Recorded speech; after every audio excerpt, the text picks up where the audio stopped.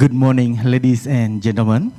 Welcome to Lecture Theater Parahyangan Catholic University, and to all of you who joining us the seminar by Zoom. First of all, I would like to express our gratitude to the Honorable Professor Insinyur Tribasuki Jono, PhD, Rector of Parahyangan Catholic University, and also the Vice Rector for Collaboration, Alumni, Innovation and Business, Mrs. Katarina Badranong Palupi, PhD. The Dean of the Faculty of Medicine of Parahyangan Catholic University, Professor Dr. Ramdan Panigoro, PhD. And also the Dean of the Faculty of Information Technology and Sciences, Parahyangan Catholic University, Mr. Paulus Cahyono Chiang, PhD. And also the Honorable, our guest speakers for today's seminar, Professor Raju Lakshmana. Welcome to UNPAR, and give applause. And also Professor Dr. Insinyur Veronica Sri Moertini. And welcome Mr. Dr. Dicky Budiman, PhD, as our moderator for today's seminar. And all distinguished guests.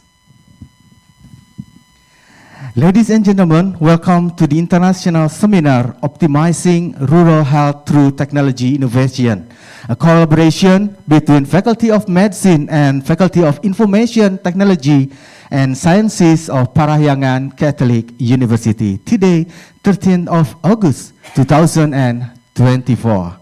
My name is Ezer Lumika, the host for today's seminar. And now, ladies and gentlemen, first of all, please rise for the national anthem of Indonesia, Indonesia Raya.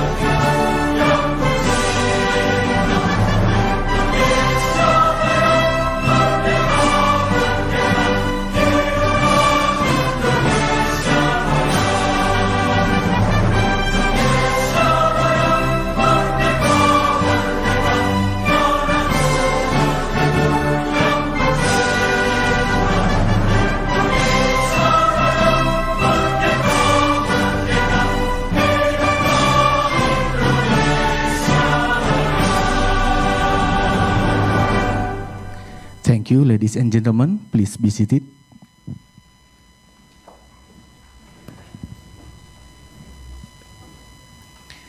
We continue to welcoming speech. Ladies and gentlemen, we would like to invite the Dean of the Faculty of Medicine of Parahyangan Catholic University to deliver the first welcoming speech to Professor Ramdan Panigoro. The floor is yours.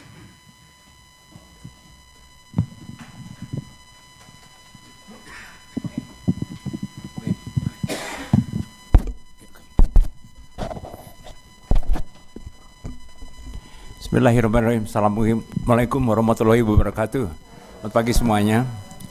First of all, I'd like to express our gratitude to our President, Professor Tri Basuki, and Bu Katrin, and also everybody. Thank you for your time. I think it's very important to have this seminar. My first gratitude comes to Professor Raju. Professor Raju is from Melbourne Uni, and he came here yesterday. So thank you very much, Raju. So this is very important topic, how to optimize the rural health through technology. And also the second speaker will be Professor Vero. Thank you for your time. So it's a good combination. So we have somebody from abroad to have more experience, but we would like to ask Professor Vero to how can we optimize what the experience from abroad with our situation. And Dr. Dicky, thank you very much. Maybe all of us, most of us know Dr. Dicky is an expert in global health, blah, blah, blah, blah. And I would like to ask Dr. Dicky to moderate. How can we learn from both speakers, and also how can the audience hear, and also from Zoom, how can we, and everybody, thank you. So we have the what to call it, application to implement this theory, this practice to our future, and especially through we have a new School of Medicine. We are going to start new students, so I hope Prof. Raju especially can encourage us how can we develop our School of Medicine as well our health system.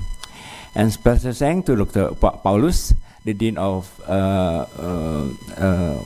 Faculty of Information Technology and Sciences. We are very grateful that actually we can't do anything without the support of technology, information and sciences.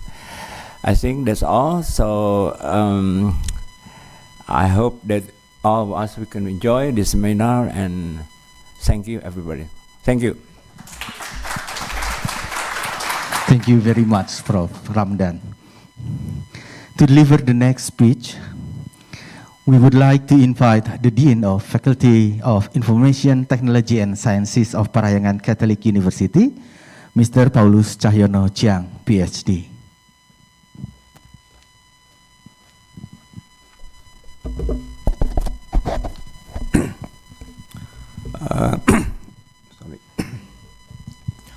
To Professor Tri Basuki Yono, PhD, Rector of Parahyangan Catholic University, and all the officials.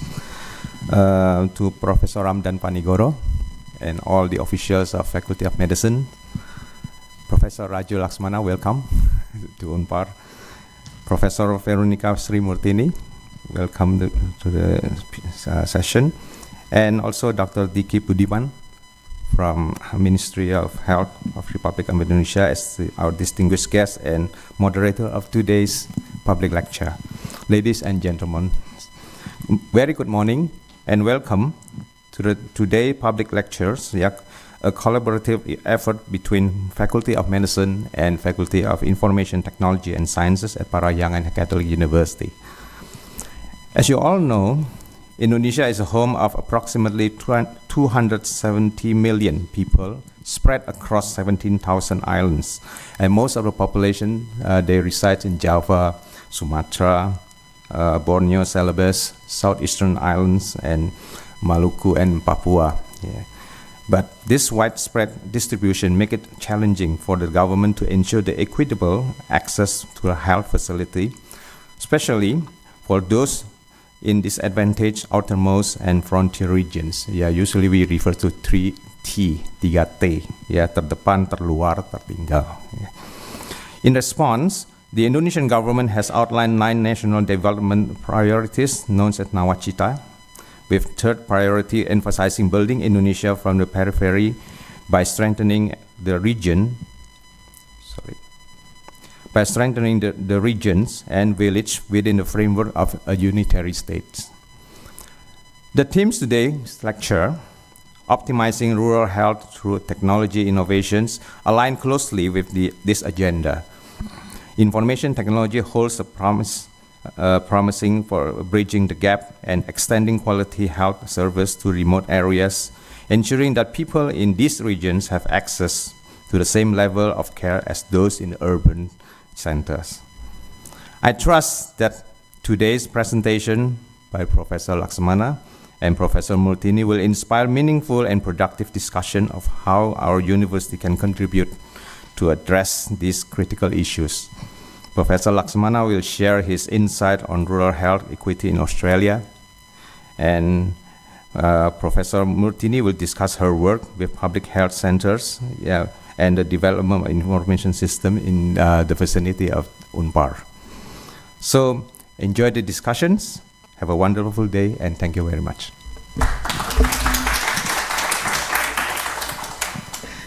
Thank you very much for the speech, Mr. Paulus Chayono Chiang.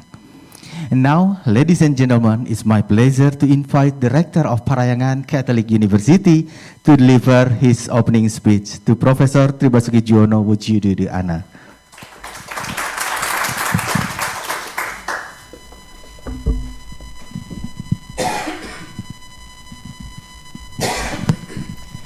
Good morning, Prof. Raju Lakshmana from Melbourne University, representative from West Java Provincial Government, from representative Faculty of Medicine, Prof. Ramdan and the staff, and all, Prof.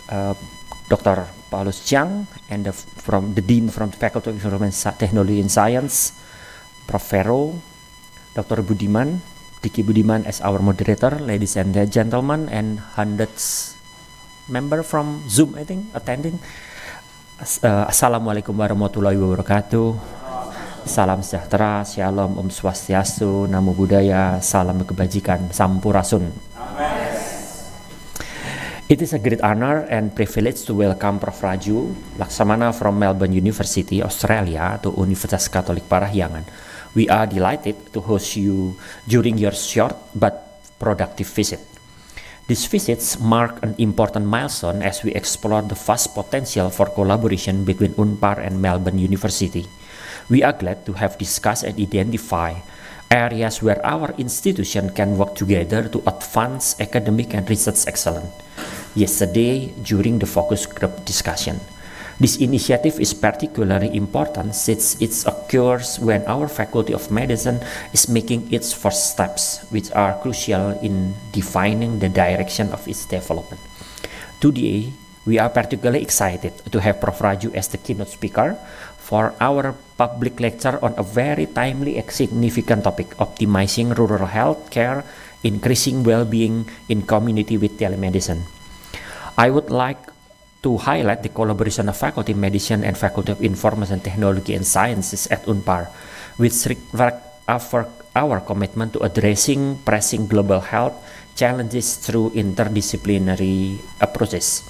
As we all know, rural healthcare is a critical issue that affects millions of people worldwide. The introduction of telemedicine has the potential to revolutionize healthcare delivery, especially in remote areas where access to medical services is often limited.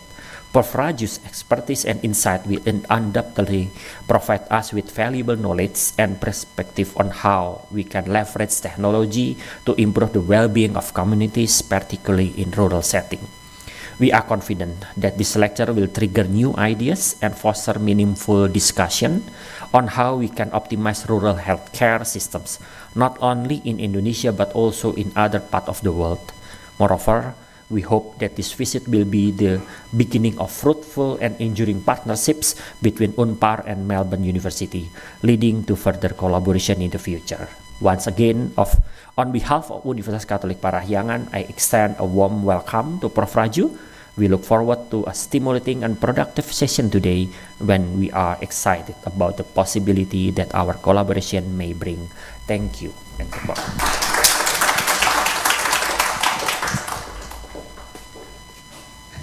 Thank you very much, Professor Tribasuki Juwono, PhD. our Rector of Parahyangan Catholic University. Ladies and gentlemen, before we begin the exciting seminar, and I know you are excited about the seminar, we would like to have a photo session first, and we invite all of you to stand up, please. Okay. And please, the photographer, to come forward to take a picture all of the participants of the seminar. Okay. Yeah. Yes.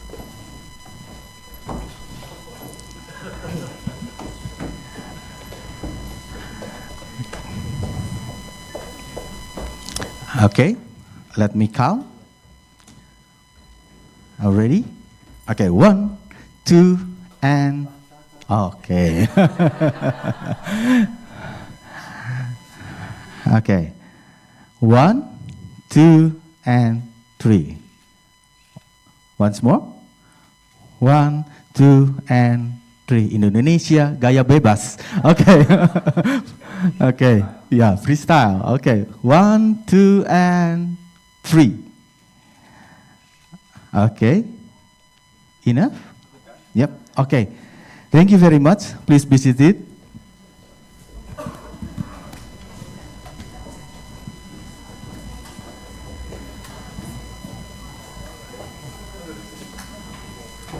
All right, ladies and gentlemen, let's begin our today's seminar, Optimizing Rural Health Through Technology Innovation, collaboration between Faculty of Medicine and Faculty of Information Technology and Sciences of Parahyangan Catholic University.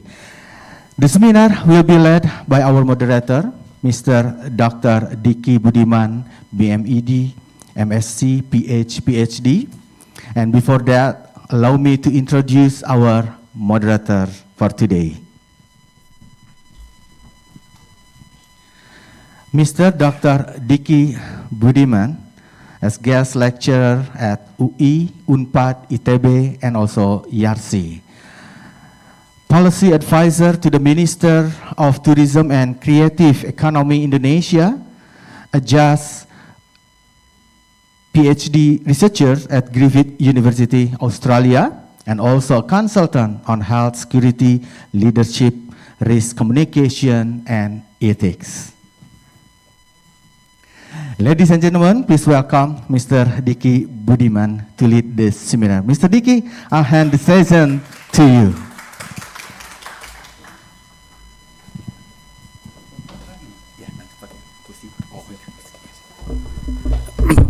Sorry.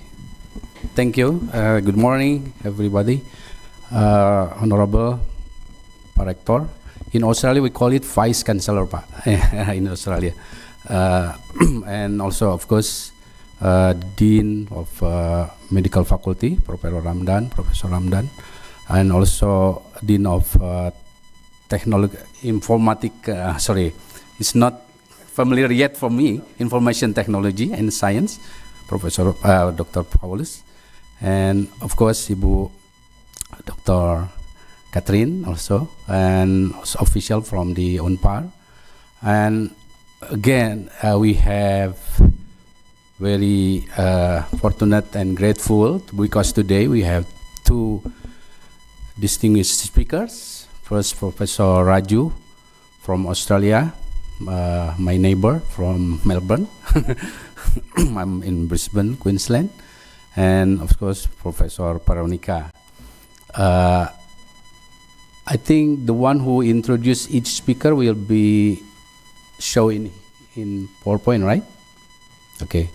So before we come up to the presentation, allow me to speak my impression for today, because I attend many discussions, international seminar.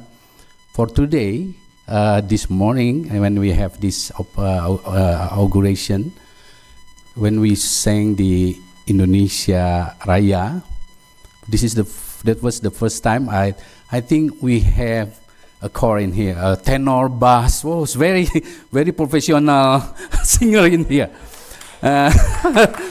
Thank you. And I think Unpar doesn't need the special special more for this Indonesia Raya. It's very impressive, and not yet in here. Who's the operator? Please prepare for the introduction for the first speaker. There may be PowerPoint or slide. Ladies and gentlemen, again, before I introduce the speaker, first speaker will be Professor Raju, and then continued by Professor Veronica. Please be aware that you only have 30 minutes. Do your best. I know there will be more time but first, in Indonesia way, we give you the small part first, then we can negotiate later on. But at least please do the best for 30 minutes. Then we continue for the second speaker, Ibu Veronica. Then we will have discussion. Maybe is it for the Professor Raju slide? I would like to introduce him first before he present the PowerPoint. Okay. I'm sorry, I don't have the PowerPoint to introduce you. Please introduce by yourself because you know well yourself. And I know this. You can read this one. For sure we have very excellent speaker in here, and also has well experiences. And today topic is very important, as Pak Rektor already mentioned. This is the collaboration, and this is the real implementation, real example of collaboration. And in one of my topic or lecture is about translational research. This is the real example of translational research, which is very rare in Indonesia. So Unpar can become one of the example. Pak Rektor already mentioned. In government we call it Center of Excellence, or maybe you can name it in many ways. But this is the real example of what we call it the translational research. Professor Raju, the floor is yours. Thank you.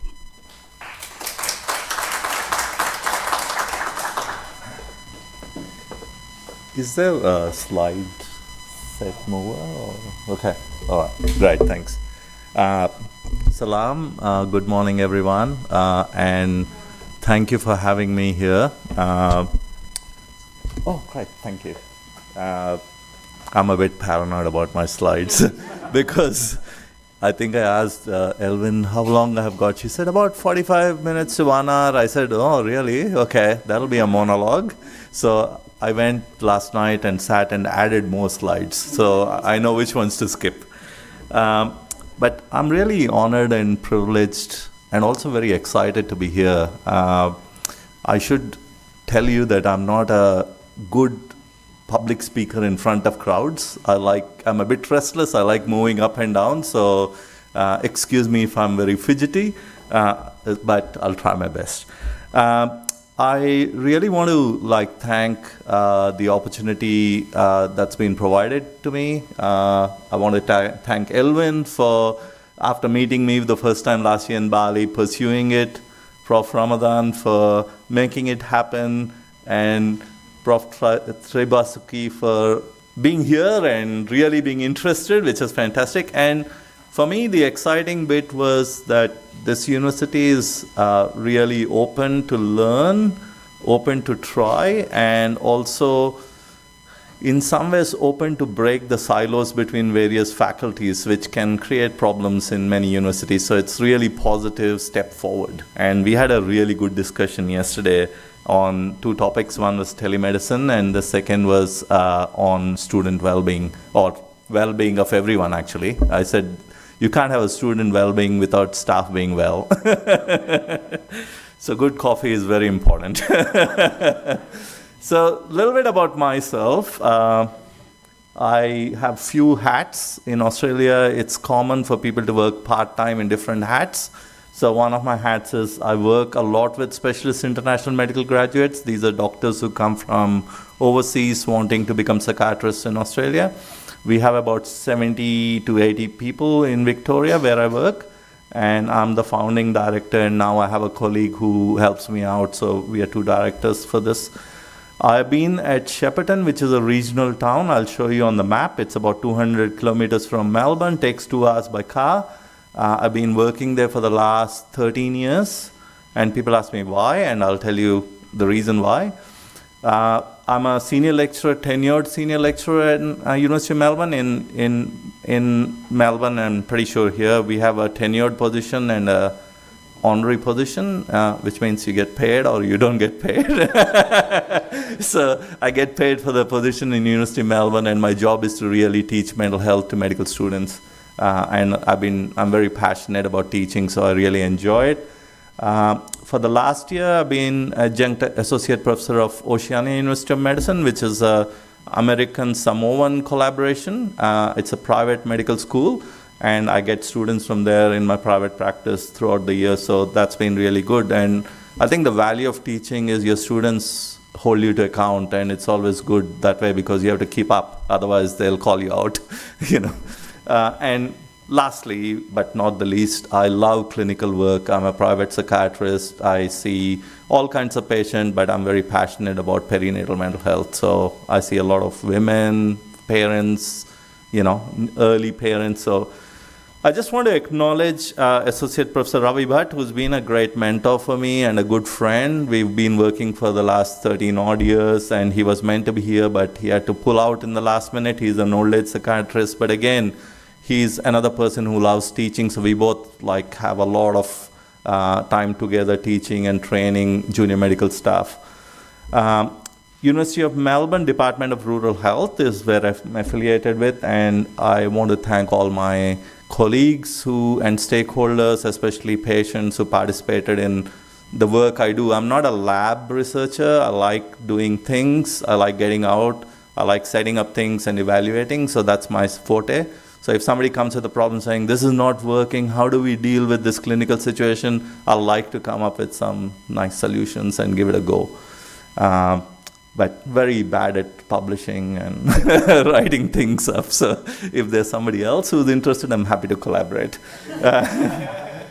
Okay, a bit of, I'll go through these things. I won't, bore you with that. This is my personal experience in telehealth, and that's my son. His name is Neil. So in 2012, he was born. So before that, I only used telepsychiatry in public settings. So where somebody is on a treatment order, we can't see them in time, we use telehealth and continue the order or take them off the order. It's a legal mental health order, so a psychiatrist has to see. In 2008, before my son was born, my wife is a dermatologist. She had to go off to Singapore for 6 months. So I went to Darwin to locum. Basically, locum in Australia is make quick money without responsibility.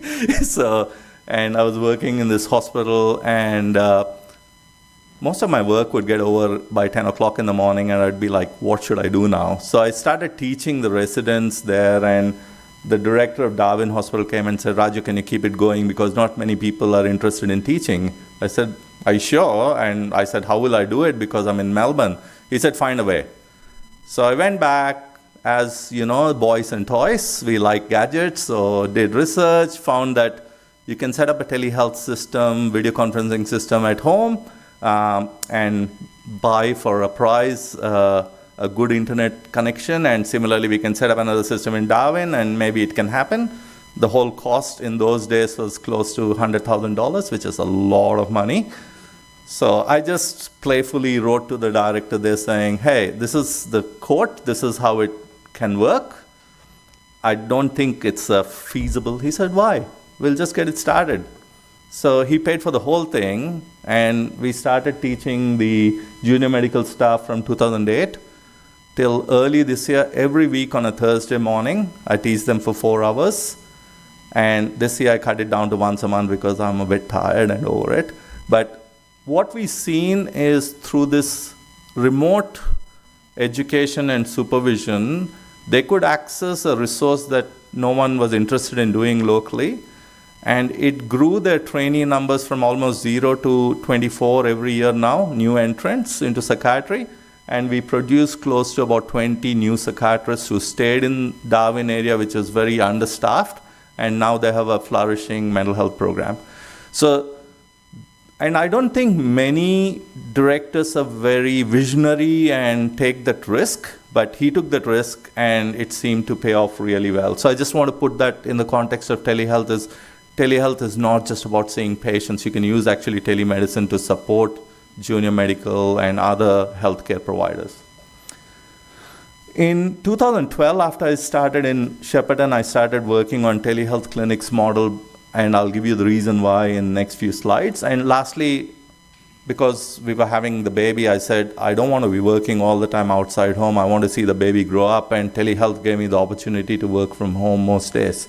So I could be like changing nappies in between patients or in between meetings, and it was fun. I think I would never trade that for anything else. So the basic idea of use of technology in medicine is roughly what telemedicine is. And I think it's a little bit of a heterogeneous way of expressing, when I say telehealth, some people say telepsychiatry, telemedicine. They all seem to fall under this umbrella of using technology in health-related information. I think we can finesse it down, and most of the stuff I'm going to speak about is using technology in providing clinical services. Because you can use technology to communicate somebody's appointment, and it can still be telemedicine, but that's not what we're talking about. We're talking about clinical care. So the first report was in Lancet in 1987, where a child was diagnosed with croup over phone. And there they started to talk about whether it can be used to summon emergency assistance, which is, of course, a no-brainer, 000, call ambulance, whatever. Obtain second opinions, schedule healthcare activities like appointments, give advice remotely, and monitor conditions of patients remotely. So these things started to evolve then. And basically, some of the big sort of corporations that were leading the technology, like NASA and all, started to invest in it because they had astronauts in the space. How are you going to send a doctor there? They started using, telehealth or telemedicine projects. Similarly, offshore oil exploration, Antarctic survey. So some of my colleagues from India, they went on this Antarctic mission for 3 years, and one of them was a psychiatrist. So they were kind of getting a lot of support from from India through telemedicine as to how to manage, psychological issues in always cold and dark places. And in Australia specifically, we were lucky to have Royal Flying Doctor Service, and that's taken a different approach. They used to fly in and fly out, but more recently they've started actually using technology to assess people and only fly in if needed. The most useful definition I could find is from National Institute of Health, and it was kind of use of electronic information communication technologies to provide and support healthcare. I think roughly most things where distance separates participants. Now, I put that in bracket because during COVID, we actually saw patients in 2 different rooms. I was sitting in one room, patient in one room, and we both used screens just to prevent transmission of infection. So in some way, you don't need a long distance to separate patients. You could be in the same sort of building and still telehealth. So types of telehealth, people could say chatting using a chat function. I think Indonesia used that a lot. Telephone, which is audio only, and a lot of new apps come with audio only, and audiovisual. Now, I would say that probably audio and audiovisual are more sort of robust means of providing clinical care. So I'll talk mostly about them. I think chatting and SMSing is mostly around reminders and coordination rather than actually providing care. Having said that, once you know a patient, and what's really helpful for you to know as a big direction in the rest of the world is actually empowering the patients, we call them consumers now of services, but empowering the patients to be in control of their healthcare. So often there are web-based programs where patients can in real time enter their stuff, like I felt like this today, like a mood diary, or their blood pressure levels, or their insulin blood sugar levels, and that adds to the data when you see them on a periodic basis to make decisions. Okay, so the chat function can be used for that. The other way of looking at telehealth is this particular model of how it is done, and this is really critical because this is probably how we need to skin the cat in some developing, sorry for that phrase, skinning the cat, I don't mean, how do we solve problem in some of the countries? Like for example, there is unfacilitated direct contact with the patient, so patient to doctor direct. And it's fantastic in Australia because everybody is educated, they know how to use technology. So often in my private practice, all patients I call them directly. We have a telehealth session for 30 minutes. I put in my notes in my system, and that's the appointment.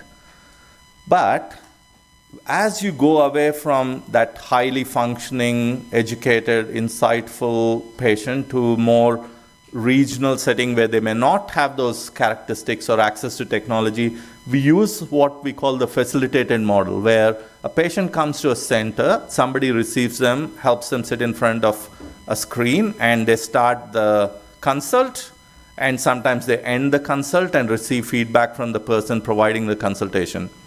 The other way of facilitation is some of my clinicians would go to patients' home with a laptop and facilitate the telehealth consultation. And that happens a lot in perinatal because with moving with babies to centers may be a bit hard because they have to pack the baby, they're pram, So our nurse goes there and she turns on the whatever telehealth platform we use.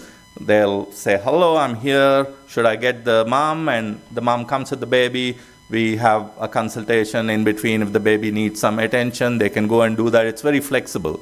So we are able to see their home condition as well, and this way the person is actually accessing a specialist care by this visiting healthcare practitioner with the technology.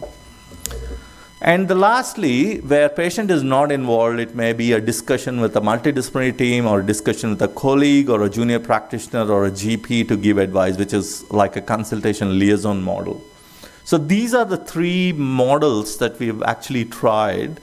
And we found that the facilitated model is probably more successful than any other model. And secondary model is extremely useful to build skills up of primary healthcare practitioners like GPs and nurses who work with the patients in regional and rural areas.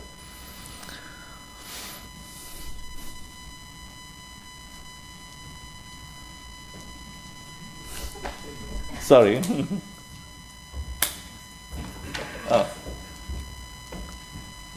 Should I point it here? I think it's just sorry.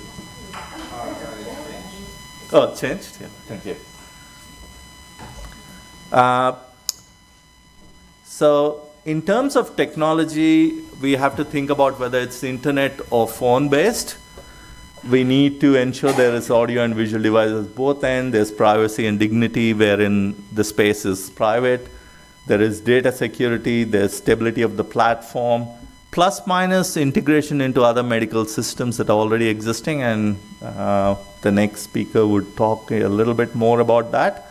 But if you look at the world market, there are several dedicated telehealth platforms now. But the trick is, it's like if you own a Beetle and you want to fit into the Beetle some kind of like a screen for children at the back, you have to retrofit things. So we have existing technologies here, and when we buy a new technology, it's about how do we integrate it. It's often a challenge, and technology keeps changing every so quickly. The main research in telehealth was in two bursts, which is interesting. One is in 2012, there were a lot of papers, and then I think 2023 post-COVID, there was a lot of evaluation after the stuff that was done. And there's data from few different countries. Not a lot from developing countries, but mostly from developed countries, just because they have systems to collect data very quickly. Like in COVID time, nobody was willing to collect any data because everybody was like flat out and, So I'm going to talk a little bit about that. So 2012 data, this was a big 141 randomized controlled trials, 40,000 patients. Most reported positive. Some thought it may be a publication bias because, when it's positive, you publish. When it's negative, you don't want to share. And, the median duration was for 6 months, short for chronic diseases. That was one of the criticism, but 6 months is a pretty good time. And they found that it's equally effective as face-to-face in chronic diseases, and very few studies focused on is it economically viable or not. There was another paper which is published in BMJ, was like really from UK. So they did like specifically diabetes, COPD, and CCF, which were like chronic, health conditions, not mental health conditions.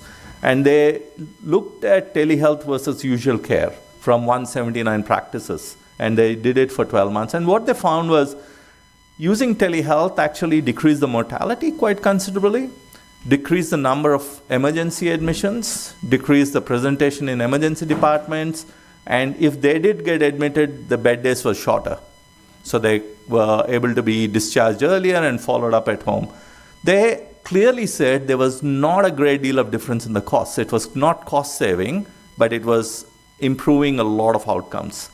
And they didn't notice any difference in outpatient and elective admissions because these were for people who were scheduled to do that anyways. So it kind of gave a very interesting perspective that the telehealth is a value add rather than actually a negative thing. So that's a good first step. Then when they did a thematic analysis they found that these were the domains these papers sat in.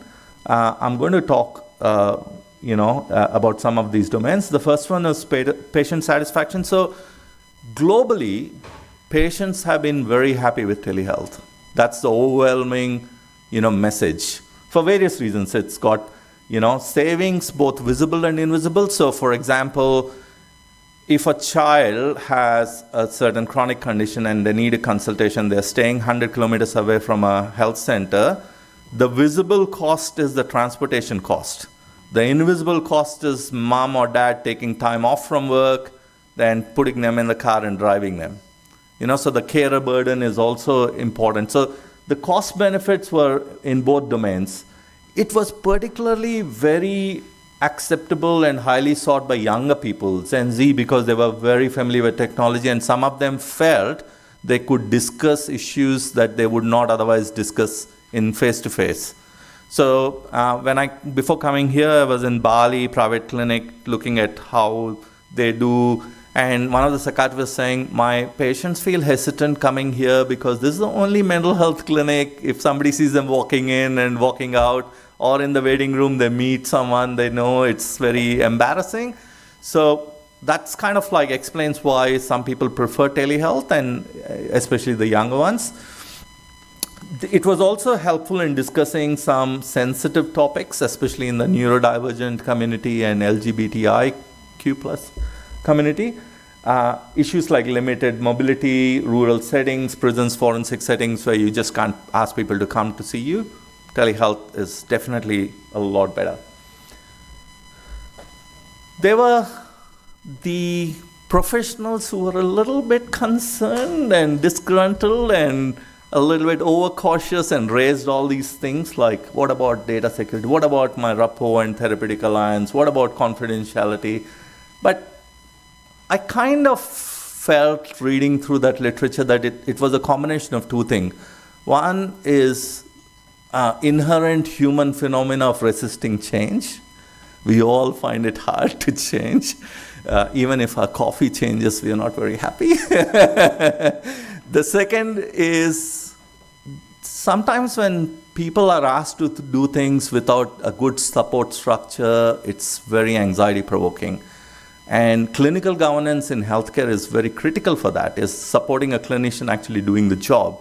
So if there is no good clinical governance, the chances are that the person is very anxious, and therefore they don't want to do it. From a technological perspective, there were issues identified, and we felt, especially in psychiatry, that visual component was very important. So video quality was good. Internet connection has to be good, because the chain is as strong as the weakest link, they say. So in this pipeline between provider to the patient, wherever the weakest point determines the quality of the connection. So we need to be quite aware of that. And integrations and infrastructures and backups. Okay, there are a lot of CPGs around the world, so I won't go through this in detail. One of the things that came up in our discussions was medication prescriptions.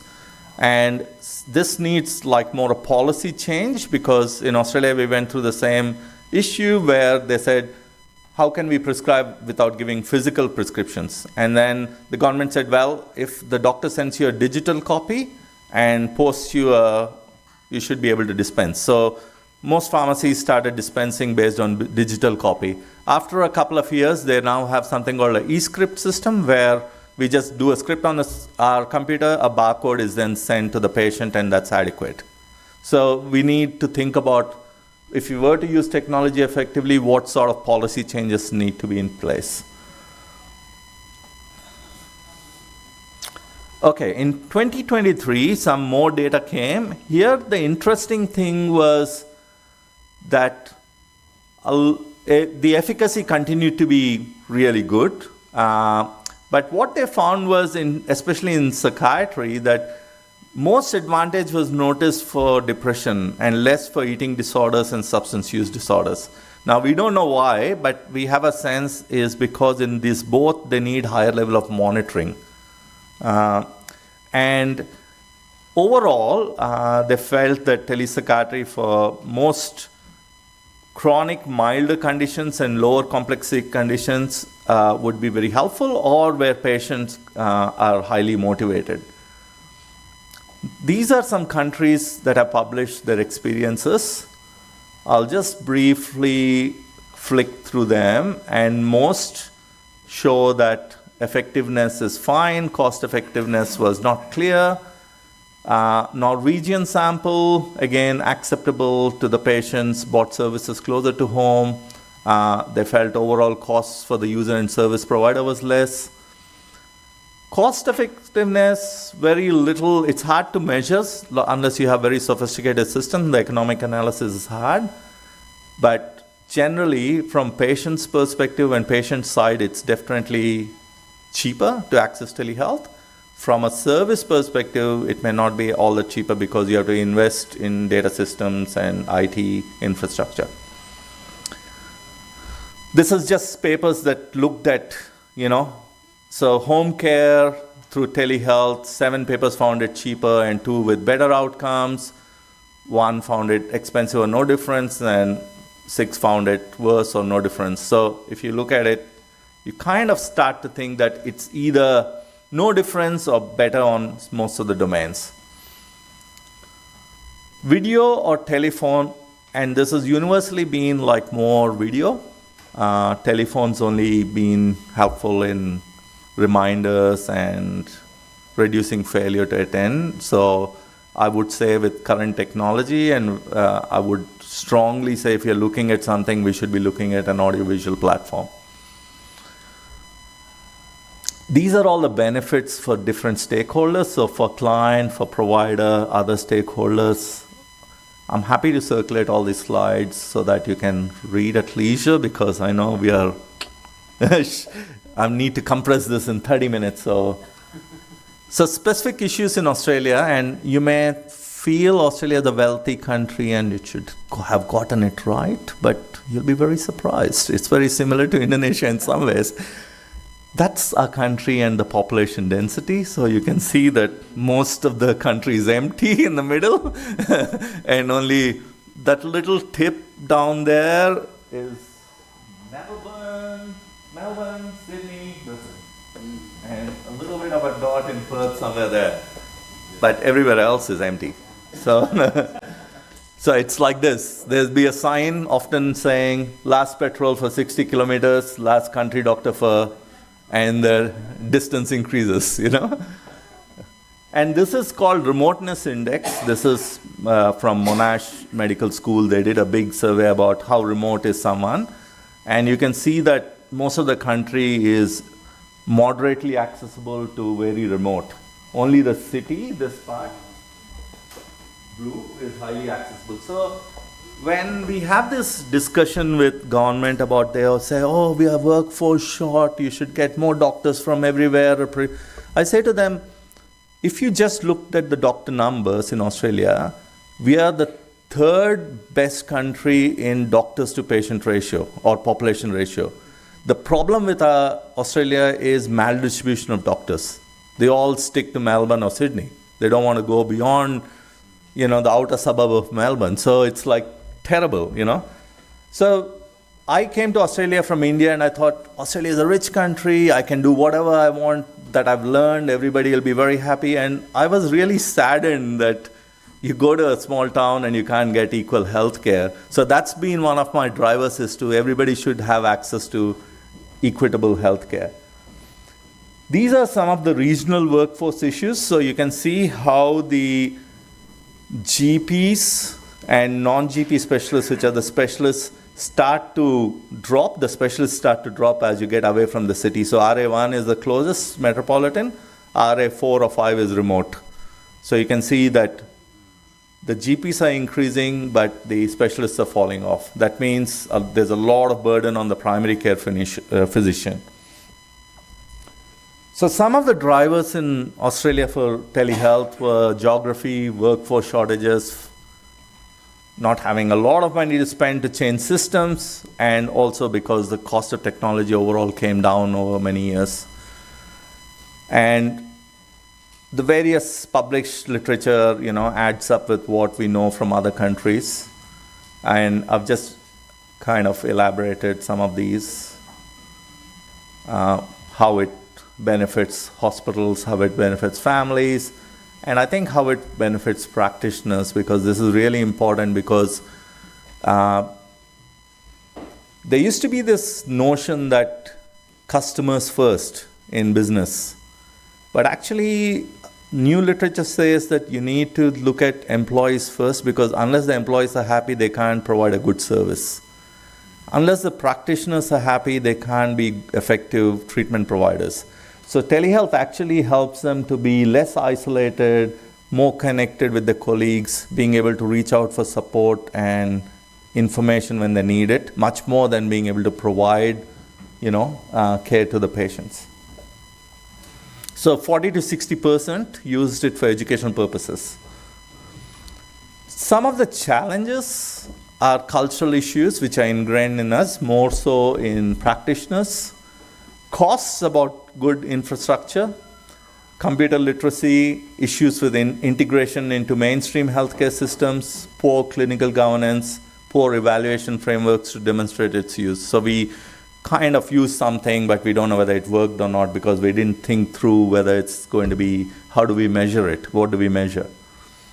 But there is a shift. You know, we know all our kids are super computer savvy. After coronavirus, this is all like, let's do it. So I think there's also this notion of work smarter, not harder. So practitioners are very keen. But for this to happen, there needs to be some carrots offered, not sticks. And incentives are really important. I think in Australia, telehealth took off because Medicare started providing incentives for practitioners to use Medicare for telehealth. So I really think at a policy level, there needs to be some thought given to the incentive to use telehealth to support the remote and rural communities. So the balance is definitely tipping in favor of telehealth. Now, I'll just try and talk briefly about Shepparton and another regional place if I have time. So this is Melbourne, down at the bottom, and Shepparton is there, 200 kilometers. There are a lot of district hospitals which are not very specialized. They are run by GPs. So you can imagine that patients living in this region, which is kind of quite a wide region, 300 into 300 kilometers, if they have to access care, specialist care, they have to go all the way to Shepparton. For some people, it's 3 hours of travel. And 3 hours in Australia is pretty good because you're covering 300 kilometers because traffic is not as bad and freeways are there. Just imagine that in countries like Indonesia. 300 kilometers would take like 8 hours or 10 hours to... So some insights, we identified that there was big gaps, and this was my project when I joined Shepparton. They said, Raju, we need to solve this problem. Come up with something and we'll try and support you to it. So all the mental health resources were centralized. Demand was spread across a large region. We had funding limitations. Everybody in the community would roll their eyes when I say I'm from Shepparton, I'm a doctor in psychiatry. They'll say, oh, what's the point of it sitting in Shepparton? There was a big kind of a report done by Mental Health Council of Australia, and they basically really kind of rubbished us, saying, and we identified the same sort of issues you may have, like stigma, exclusion due to, in some groups. We had a lot of refugees, a lot of Aboriginal or indigenous population. They didn't like mainstream services. A lot of rural men don't like seeking help, traveling to hospitals. So we kind of have similar issues like you would see in some of the developing countries. So we had part of my job first 6 months was to go and meet different stakeholders, community members. And to me, coming from a perinatal background and the importance of early intervention, to me it seemed like if we could give access as the first step, that may change the dynamic, because often when people can access care when they need it, that 1 or 2 appointments is generally enough and would support the primary care provider to then manage the patient for a while. What we were seeing is because we were not giving access, we are getting more sicker patients, more progressed in the trajectory of their illness coming to the hospital. So we really went with the model of why don't we increase access by using telehealth. And this was very well welcomed by the patients and the community members. A lot of people were quite supportive. We had to work through, is there legal issues, what are the contracts, what are the MOUs, making sure there's clinical governance in place to support the use of telehealth between practitioners and patients. And we also looked at existing research. One of the other things we noticed in our hospital was we have something called a triage, mental health triage system. So if somebody calls and says, I've got a mental health problem, they do a triage scale, and they are grouped as A, B, C, D, E, and usually C, D, E are non-urgent and can be seen after 3 days by someone. And we found that 75% calls are actually non-urgent. So we knew that whatever was happening in the community was not urgent, that they had to come to ED or be seen immediately. So we felt that if there was a model that could actually help them access the care when they need it, then probably we'll stop them from calling in or coming into the hospital. So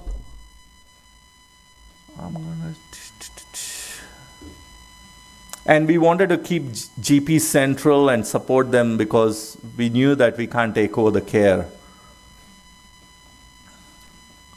So this was a sort of like a bit of a vision that we had, that we'll look at developing this innovation, start using training, research, knowledge sharing, and basically develop a model that we can replicate elsewhere. This is just an outline of clinical governance. It's quite a bit of work, like credentialing, making sure that we've sorted out the billing, administrative support, how do we report, how do we strategize, plan, how do we evaluate. So this kind of things are really important, even though they may sound pretty bureaucratic, it's really important. And in 2016, 2017, we had attending psychiatrists going to clinics that were close by, telehealth clinic in about 9 different places, and all these places are far away. And in 2016, when we did an evaluation, we saw, and the numbers may seem very small in Indonesian context because Australia has less population, but you can sort of 456 into roughly 45 minutes, because that's the standard consultation.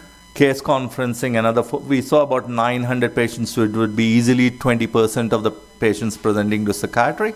And we could sort of incorporate a lot of these. And to some extent, using the Medicare model, we could also establish that we were saving money by about 10 to 20%. The hospital was saving money. Okay, our experience, very acceptable, easy to use, once familiar, good revenue, patient at familiar environment, so less fail to attend.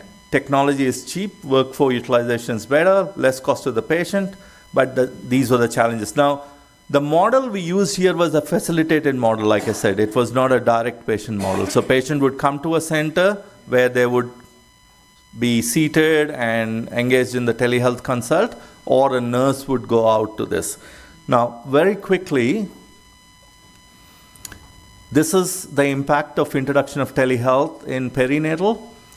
So you all know it's a big 17 to 20% of women, significant impact on relationship, bonding, significant effect on children's emotional, behavioral, cognitive development, suicide being a very big cause in maternal death in many countries. Risk of being murdered is highest in the first year of life through infanticide. And it's very easy to detect it using tools like Edinburgh Postnatal Depression Scale, and they're very safe and effective treatments.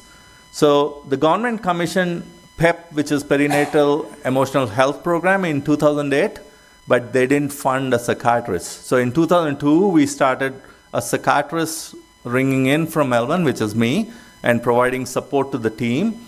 And we basically looked at these parameters like time from referral to specialist input, are people being discussed by a multidisciplinary team, what was the episode of care, what were the improvement in various scales.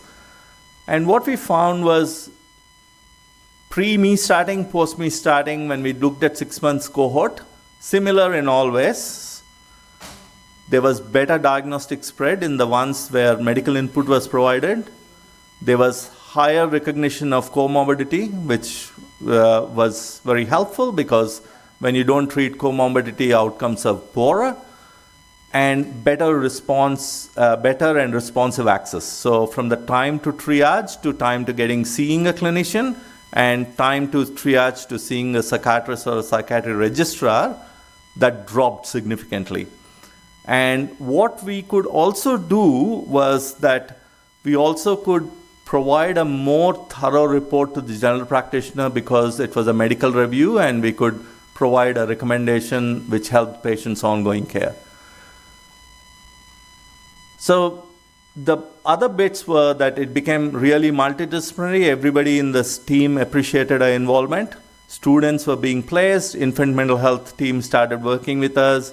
GPs started giving very positive feedback, and we collected feedback from patients, and we got a strong positive feedback from the patients. We used this kind of a feedback tool that we developed, and we used to give it to all patients to complete it after the consultation. So you can see waiting time, consultation outcome, location, telehealth. Would you recommend it to your family? Now, this is supposed to be in literature. This is the strongest predictor of actually good quality. You would not recommend something to some of your family member if you're not happy about it.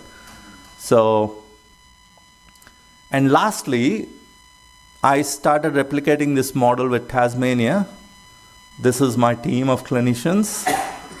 And as you can see, Tasmania is here, and I'm here, and this team covered this whole part. So a big chunk of Tasmania. And I started this project in August last year with this team, and we basically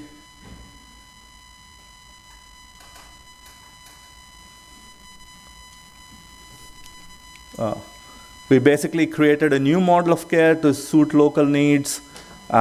We increased the access to medical inputs to almost close to 100%, and we started developing really good relationship with other stakeholders because now there was this ability to meet with leadership under the specialist and ability to bring everybody together using technology.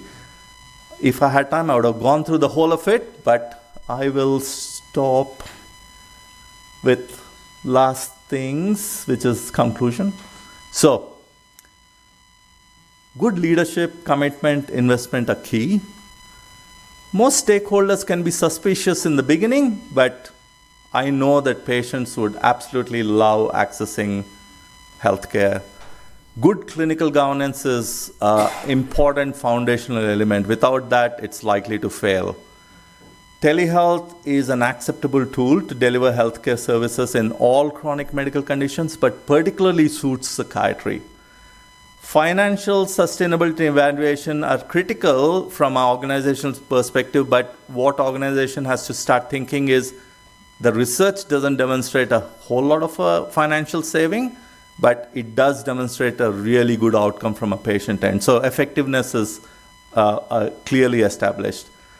And I think in areas such as supervision, education, and training, there is a whole big scope for telehealth. Thank you for your patience and attention, and those are my contact details if you need to contact me to ask more. Yeah.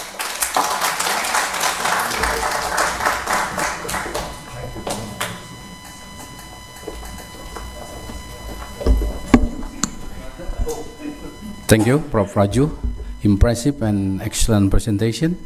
And it reminds us that every action should be also based on data and research. That's very important. And what Professor Raju already showed us, that's the example again about the, the implementation research, implementation, translational research. I forgot my. I will not give some summary, but I would like to invite Professor Veronica for the next speaker. The floor is yours, Prof.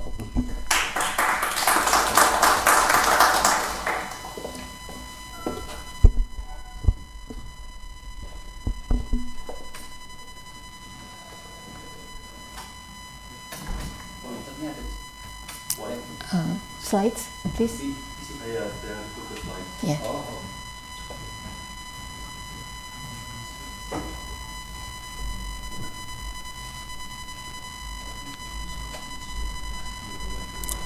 Okay. Thank you for the opportunity given for me to present this topic. But before discussing this topic, I would like to introduce myself. I'm a lecturer at Informatics Department, Faculty of Information Technology and Science in UNPAR. And my field is actually information systems and data science. And I just conducted like literature study about telehealth since 3 days ago. So this is something new for me about telehealth. So I would like to discuss the telehealth from the point of view from ICT and information system. This is my outlines, but I found that many of the topics have been discussed. Professor Raju have discussed many of those. So I would like discuss fastly from about the topics that have been discussed, and maybe I'll give some highlights that relevant to Indonesia. And I will discuss also the risk and what I thought about pilot project to develop a small scale of telehealth, especially to help a local community through Puskesmas.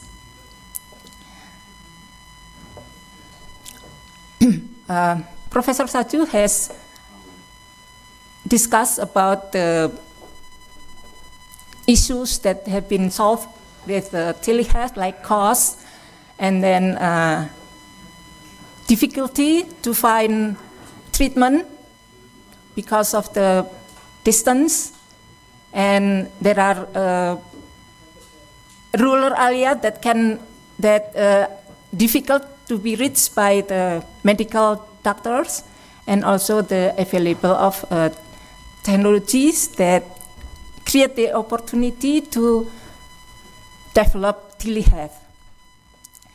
Telehealth, Professor Raju have discussed that is the use of ICT to access healthcare services remotely, and mobile telehealth is supported by mobile devices. And to my point of view, telehealth is information system, a specific information system that could be complex, integrating like hospital, remote clinic, physician, patients, medical equipment, ambulance, and home. They all communicate through the internet using like the devices like tablet, smartphone, laptop, computer, etc. Using those integrated technology, many telehealth services can be provided, and this also have been discussed by Professor Raju, that can be summarized in 3 models: unfacilitated, facilitated, and secondary. So I suppose I would not discuss about the telehealth services, so like chronic disease management, mental health services, maternal and child health services, preventive care and health education, emergency and urgent care, diagnosis services that also can be conducted by remote teleradiology and lab research reviews. I understand that in Bandung, the number 8 services sometimes have been practiced by doctors. Rehab services, also pharmacy services, the number 10 have also been practiced by doctors, by medical doctors in Indonesia. Sometimes they give the prescription through application that can be used by the patients to buy the drugs or medicine they need.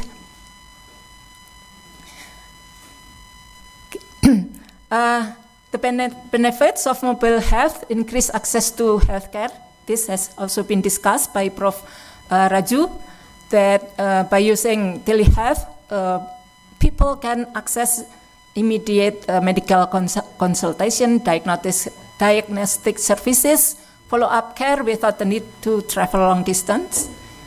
And in rural area, it connects rural patients with specialists who are typically unavailable in remote areas, ensuring timely and special care. Cost effective, Professor Raju has also discussed that it actually doesn't decrease the overall cost, but maybe from the point of view from patients, saving the travel expenses and time, making healthcare is more affordable and convenient. And the benefits, improve healthcare outcomes. This also have been discussed by Professor Raju, that it provides telehealth can provide chronic disease management as well as preventive care with better results. Emergency response and disaster management are also possible, provided with telehealth. And in Indonesia, we know that there are rural doctor shortage. Using telehealth, it is possible to bridge the gap, like access to specialists, Telehealth provides rural population with access to specialists who are typically unavailable in remote areas. This can include cardiologists and other specialists who can provide consultation and treatment plans remotely. Also, training and support. Rural healthcare providers can receive real-time support and training from urban-based specialists, enhancing their capability to manage complex cases. The second is reducing healthcare inequality. Telehealth democratizes access to quality healthcare, reducing the disparity between urban and rural health care services. This is particularly important for underserved rural populations who face significant barriers to accessing healthcare, and it's very common in Indonesia. Mobile health clinics equipped with telehealth technology can travel to rural areas, offering a range of medical services and connecting patients to remote doctors. The third is preventive healthcare. Telehealth platforms can deliver health education and preventive care information to rural populations, promoting healthier lifestyles and early detection of diseases. Telehealth can also support the coordination of vaccination and health screening programs in rural areas, ensuring wider reach and better health outcomes. And as I shown before, that telehealth system is actually could be a complex information systems that require technologies. The technology have also been discussed by Prof. Raju. And I would like to highlight that internet infrastructure is, of course, very important. Ensuring reliable and high-speed internet access in rural area is crucial for effective telehealth services. So it is. I heard many months ago that the Ministry of Health in Indonesia will subscribe internet broadband from satellite that is provided by satellites, and I hope that it would be materialized because this would be very important to support telehealth. And mobile connectivity, expanding mobile network coverage to remote regions to facilitate telehealth via smartphone and tablets. Telehealth platforms, software, providing standardized telehealth platforms that are secure and easy to use for both patients and healthcare providers are also important. And Professor Raju have mentioned that currently there are platforms available that can be used to implement telehealth, right? Yeah. Also, electronic health record systems, implementing e-health system that can be accessed remotely to ensure continuity of care. Training and education. This is particularly important for Indonesia's medical training and population. Offering training for healthcare providers and patients on using telehealth technology should be conducted effectively, and also provide ongoing technical support to address any issues related to telehealth services. Regulatory framework, establishing clear standards, guidelines, and operating procedure of telehealth services and providers. It's also important. And defining reimbursement policies for telehealth consultation and procedure to ensure that providers are compensated fairly. This is, of course, very important. Otherwise, medical personnel would not be motivated to provide services. Security and privacy measure, data encryption, implementing robust encryption protocol and to protect patient data during transmission and storage. This is very important in Indonesia. We know that a few weeks ago, we read the devastating news that pusat data nasional Indonesia has been breached. So this is a very important issue. And compliance with privacy laws ensuring telehealth services comply with relevant privacy laws and regulation to safeguard patient information. And the equipments, monitoring devices, providing essential remote monitoring devices to patients for chronic disease management and other conditions, teleconference equipment like camera, microphones, and other teleconference equipment that are with good quality, of course, is very important. And based on my literature studies, I found that there are many risks regarding the telehealth. The first is technological changing. In Indonesia, this is very relevant. Limited infrastructure. With thousands of islands, lots of rural areas in Indonesia lack the necessity, internet connectivity, and technological infrastructure for effective healthcare implementation. So this should be addressed. Digital literacy, both patients and healthcare providers in rural areas may have limited experience and skill in using telehealth technologies. So this also have to be addressed if we want to implement telehealth in Indonesia. Quality of care, limited physical examination. One of the risks is also the inability to perform physical examination can hinder accurate diagnosis and treatment. Data privacy and security. Ensuring the privacy and security of patient data in telehealth system is challenging, particularly with limited resources. And also, local and ethical issues pose a risk. Different area may implement varying health treatment practices, and health policy might not be standardized or well-defined currently.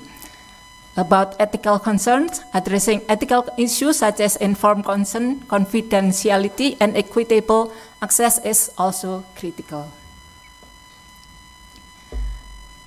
And as an information system, telehealth, in my point of view, telehealth is also pose a risk as information system in general. Like the first general top risk of information system is if we want to implement or to develop or to implement a telehealth system, the top risk would be lack of top management commitment to the project.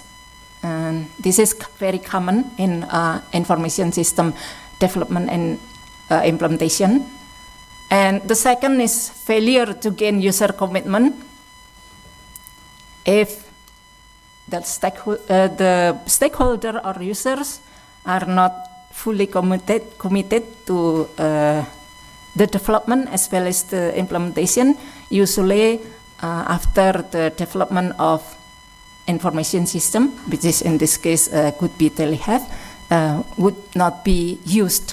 So it's like a wasting. And also lack of adequate user involvement. This is also a big risk in developing telehealth. Misunderstanding the requirement. This happens quite often in developing information system. So if we want to develop special platform telehealth in Indonesia, the requirement must be elicited carefully and into detail so that later on, after the platform or the application is deployed, there would be no bugs or the system would comply with the procedure and regulations that implement in the organization. And also failure to manage end user expectation. So the additional top risk of telehealth is those that I highlight with red fonts. And for general project, budget overruns, schedule delays could also be happen. Technical risk. The chosen technology may be inadequate, outdated, or incompatible with existing system, leading to integration issues or failure. This also have been discussed by Professor Raju, that ICT technology is developing or changing very fast. So this will pose a risk too. Quality, if the telehealth has insufficient testing or poor design, may lead to bugs, security vulnerability, or performance issues. And then change management. Resistance from employees or stakeholders due to changes in process or system. This is also the most common in information system. So this must be managed carefully before the development as well as during the implementation. Security risk. The new system may have vulnerability that could be exploited by cyber attacks, leading to data breach or unauthorized access. This is also important. System maintenance and support risk. Inadequate planning for ongoing maintenance may lead to system failure or degraded performance over time. And scalability issues, the last risk of information system is that the system may not be able to scale up to accommodate future growth in users, data, or transactions. This must also be addressed. Based on the services and the risk that I have discussed, the telehealth implementation strategy should consider first, of course, is the infrastructure development, investment in improving internet connectivity, and then digital infrastructure in rural area is essential for the successful deployment of telehealth services. And the second, if the software or platform is needed in developing the platform development, planning the project carefully and in detail by mitigating all the risks of information development. It is also important. And then training and education, providing training for healthcare providers and patients on how to use telehealth technology effectively, ensure smoother adoption and better outcomes. The fourth, partnership and collaboration, collaborating with government agency, non-governmental organization, and private sector entities can help in resource mobilization and overcoming logistical challenges. The fifth pilot program, implementing pilot telehealth program in selected rural areas can help identify challenges, refine the approach, and demonstrated the benefits before scaling up. So this is the strategies that I found from literature study. There are also ethical considerations that should be considered in implementing telehealth, such as informed consent. Patients must be fully informed about the telehealth process, its limitation and potential risk. They should voluntarily consent to participate, understanding how their data will be used and stored. The second is confidentiality and privacy. Ensuring the confidentiality of patient information is important. Robust data encryption and secure communication channel must be in place to protect patient data from unauthorized access and breaches. Third, equitable access. Efforts should be made to ensure that telehealth services are accessible to all segments of the rural population, including the most vulnerable and marginalized group. Fourth, about cultural sensitivity. Telehealth programs should be designed to respect and accommodate the cultural practices and beliefs of the rural population they serve. The fifth, quality of care. telehealth services should comply to the same standard of care as traditional in-person visits. Healthcare providers must be adequately trained, and telehealth systems should facilitate accurate and effective diagnosis and treatment. There are examples of telehealth apps that have been used in Indonesia by society, like Halodoc, Halo Doctor. So I believe that telehealth application is beneficial to Indonesian population. And the last, I would like to discuss my preliminary thought about telehealth pilot projects. The Ministry of Health of Indonesia manages more than 10,000 puskesmas, pusat kesehatan masyarakat in all over Indonesia. Then I obtained this figure, the map. Of course, most of the puskesmas is in Java Island, and a lot more are in other islands spread it all over the country.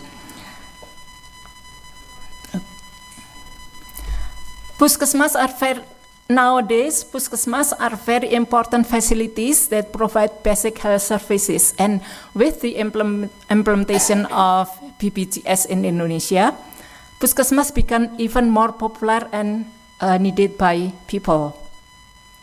And I believe that telehealth for enhancing puskesmas services would be beneficial. So I think if university, along with other institutions, contribute to developing telehealth for puskesmas, it would be good for the society of Indonesia. What I think about the pilot project is that a small scale of telehealth, like to be used in a district or kecamatan, that can connect puskesmas, patients, and therapists, physician, specialists, and what puskesmas name as kader. I would explain what kader is. They can use the telehealth to communicate, to provide services, and for caring the patients.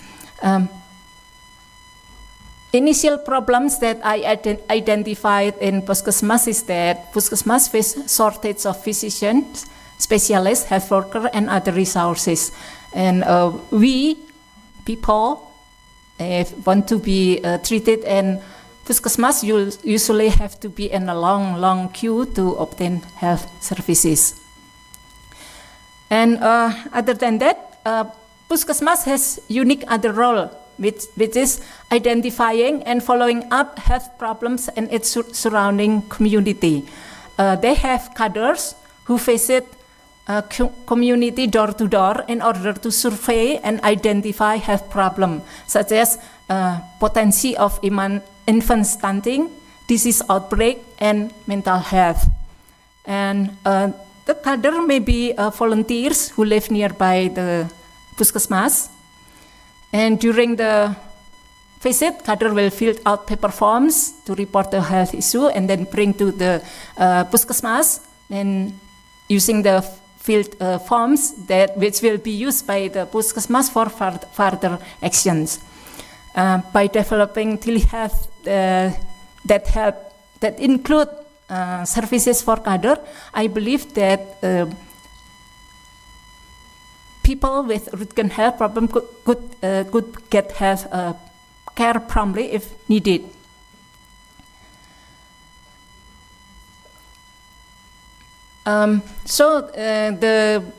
The services that I think about the telehealth is about, it would include cadre management, electronic cadre reports, and then remote and instant follow-up by doctors or medical assistants, such that people with organ health problem can be handled promptly with or without the help of cadre. And infant care with MTBS procedures, I would discuss about MTBS later, and of course other telehealth services most needed by the puskesmas patient.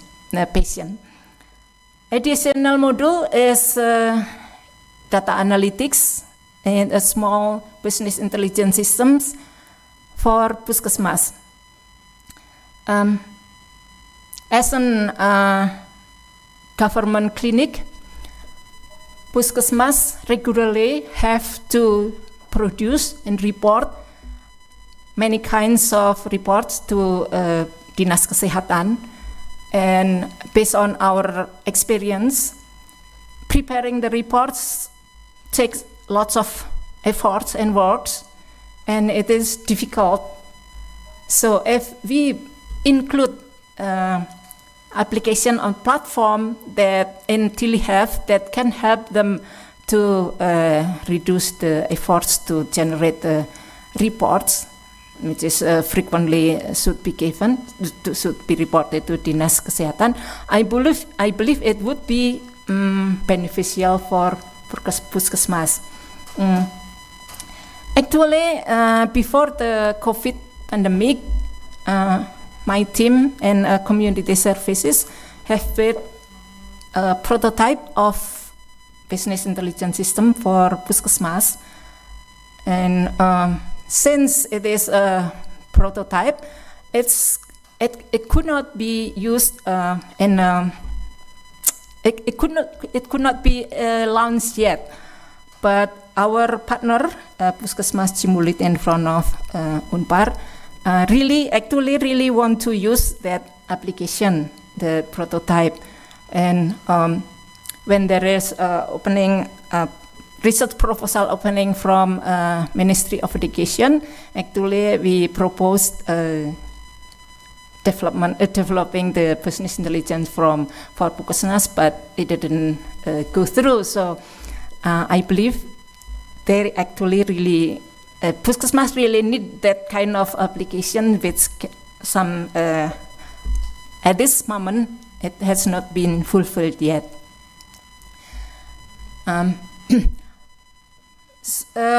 MTBS, Manajemen Terpadu Balita Sakit, is also one of the important service in puskesmas. It is the Ministry of Health program launched in 2015 that services to contribute to the growth and development of children health. It also, the program is also intended to reduce the morbidity and mortality rates related to the main causes of disease in children under 5-year-old through improving the quality of health services and basic health facilities. MTBS contains a set of standard procedures for examining, diagnosing, and prescribing medicine care for infants and toddler. The MTBS consists, the book of MTBS itself, like consists of hundreds of pages, like 900 or something, with length procedures. 500, okay. Okay, yes. Yes. I believe that if we include a platform for automating the procedures and that it could be accessed remotely by a medical worker, it would be beneficial because then infant or toddler examination cannot be done like outside of the puskesmas.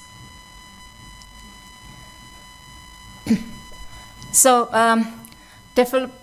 basically the life cycle of development of information system is as shown on the figure, starting from the planning, analysis, design, coding, testing, and analysis include the requirement elicitation.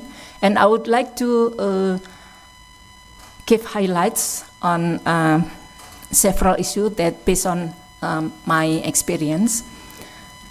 If telehealth for that help puskesmas will be built, will be developed, planning is, there are issues in the stage of planning, like Puskesmas hardly has authority to create new policies, new procedure, enhance or improve organization to adapt future telehealth. Management changes need approval from Dinas Kesehatan, and therefore, if in the future we would develop pilot project, Dinas Kesehatan or the above management should be approached at the early stage. So changes of policy management should be discussed with Dinas Kesehatan, and of course commitment from the management is very important. And then about the requirement elicitation stage, in order to gain commitment, it is important to develop a system with features or services that will help Puskesmas management and medical personnel in doing their tasks. So I believe this has been mentioned by Prof. Raju, that they should, the organization should get the benefit if telehealth would be implemented. Because Puskesmas handles lots of patients and always busy, so it's hard for them to, it's hard to arrange meetings or discuss requirements in detail with the head of Puskesmas and medical personnel. And IT literacy among the staff is uneven, so this must be also managed, how to improve the staff who still have the under standard of IT literacy.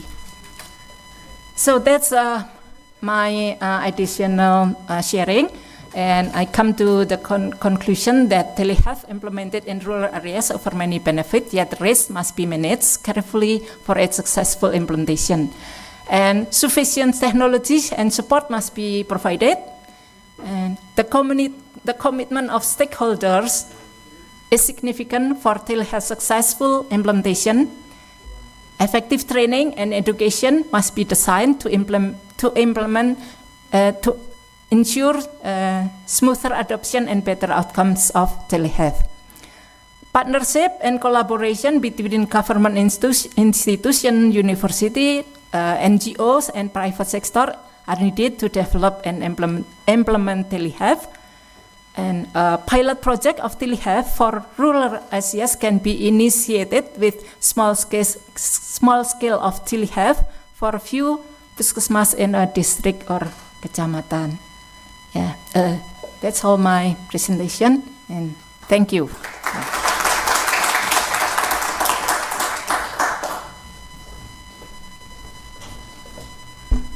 Thank you, Prof. Veronica. And please give applause to both our speakers for excellent presentation. So now we will have discussion, question and answer. Please, while we wait the organizing committee set up the three chair in front of the this meeting room, I would like to share just one slide. The SWOT analysis, that one. Have done the SWOT analysis for also to discuss with the government regarding to the topic of today's discussion, telehealth. Again, I would like to raise, and we already get the very clear message from both speakers that telehealth is a crucial aspect for the current and also future health program, and of course based on our lesson learned during the pandemic, telehealth and any kind of aspect of telehealth also contribute to the our program to deal with the communicable disease. And both speaker, actually, if I can make like intersection of key themes, because Prof. Veronica said she done the study literature, and also from Professor Raju. Actually, both of speaker already mentioned similar point, and if I can share with you, for example, cost effectiveness, the resource optimization under the strengths, both of the speaker also mentioned, and also in the weakness, infrastructure limitation. Again, even though this telehealth program is very important, and we know now clearly the benefit, but we have to also acknowledge the challenges. That's why both of the speaker presentation actually trying to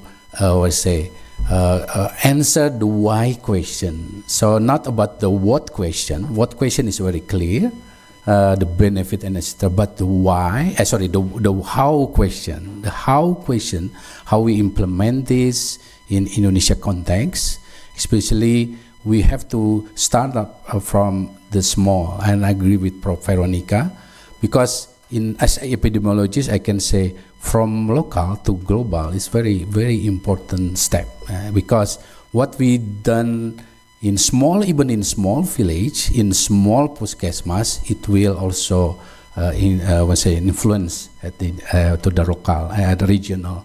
And in opportunity, of course, we have opportunity. And today is also one of the aspect of opportunity. We share the expert experience.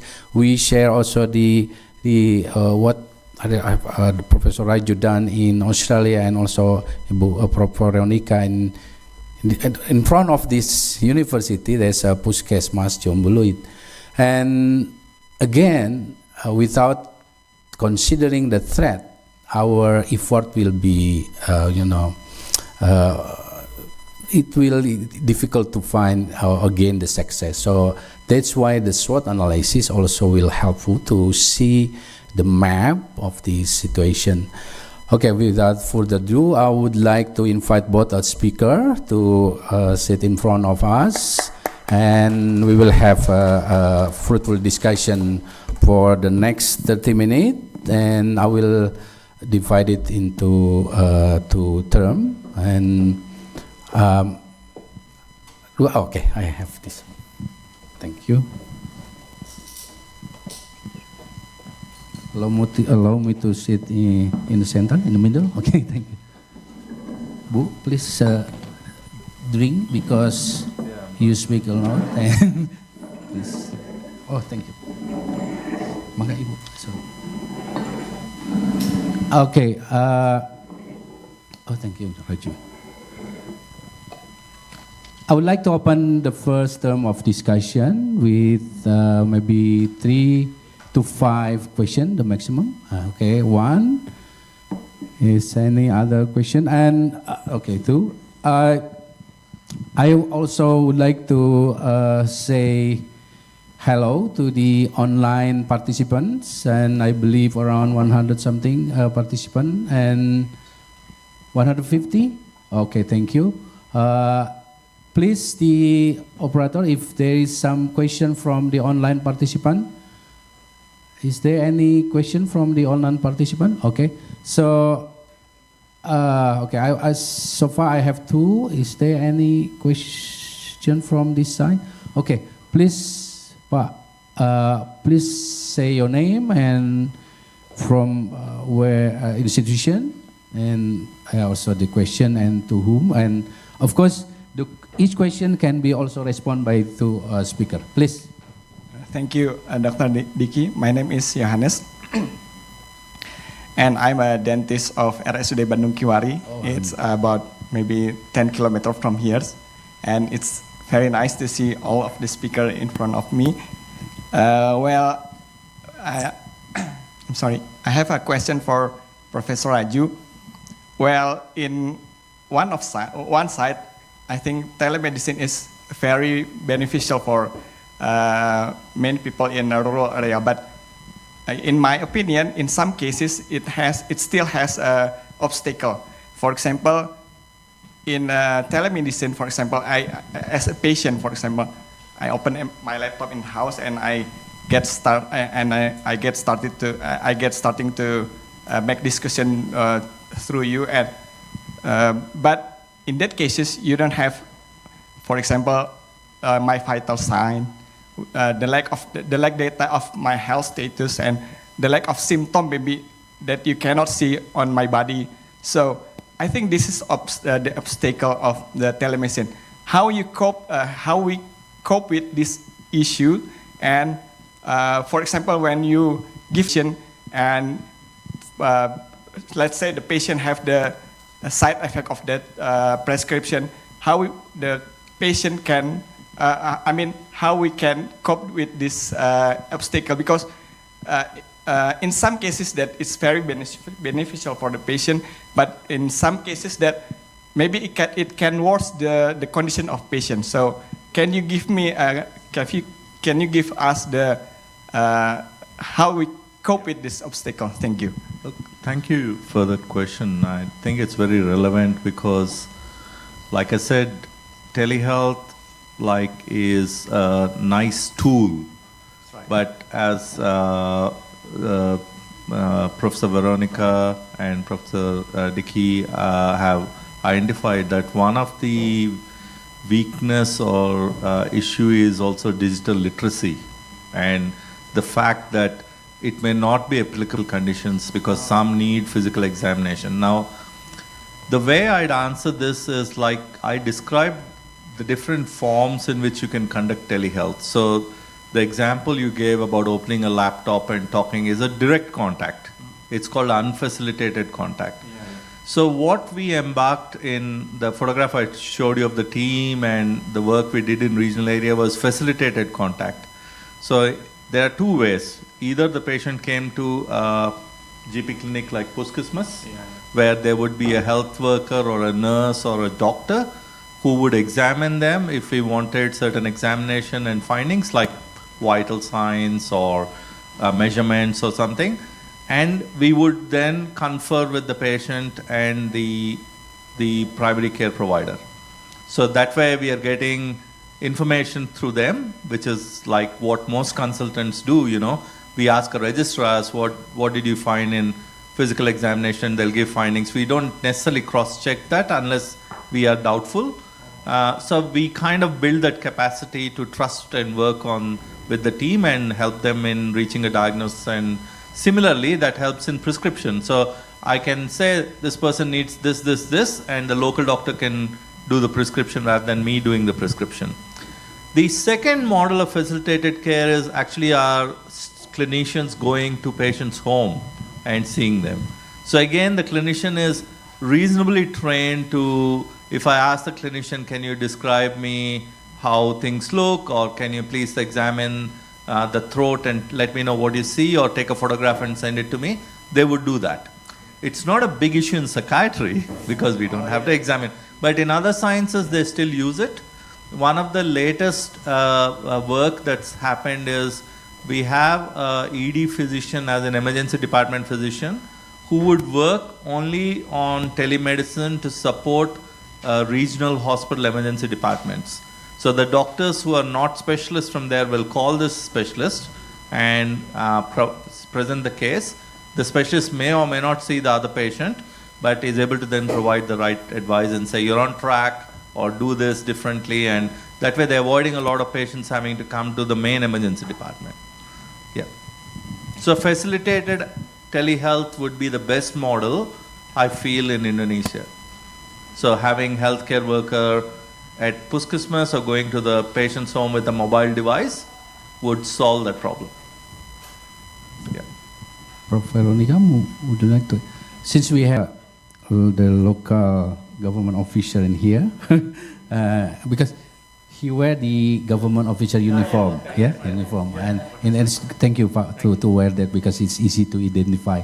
I would like to ask some question with whether do we have the telehealth of kind of program in Bandung, or especially in your Puskesmas or your clinic?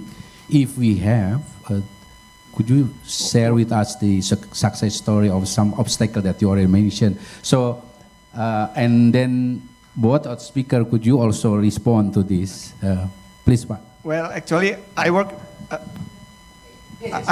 at a hospital. It is at RSUD Bandung Kiwari, and telemedicine is quite new for us, yeah, but sometimes actually we did it when in COVID event at the time. We give some suggestion to the patient that they cannot come to our hospital. But today, when the situation is going back to normal, we use it in teleradiology. Actually, I'm a dental radiologist. So when my radiographer sent me a picture, then by this phone, so you can read. That's right. I can read it and I can give expertise through the SIM-RS of System Information Hospital Information System. So I can see the picture through my phone and I can give the feedback through by my phone. Yeah, that is the example of teleradiology. Would you like to share the obstacle or some challenges to? Well, sometimes when the internet is going worse, so I cannot send the expertise on the time. So this is the obstacle. The biggest obstacle in teleradiology, I think. And the quality of the picture. Also? It's quite good. It's quite good. Quite good. Quite good. Yeah. Well, thank you, Pa. Thank you, Professor. Yeah, look, I sort of probably agree with you because it's not like you can ever get anything perfect. So, like when people talk about, the risks of telehealth versus face-to-face and the risks of technology, I take it to the point of saying, okay, we can worry about all that and not do anything, or actually do something which is better.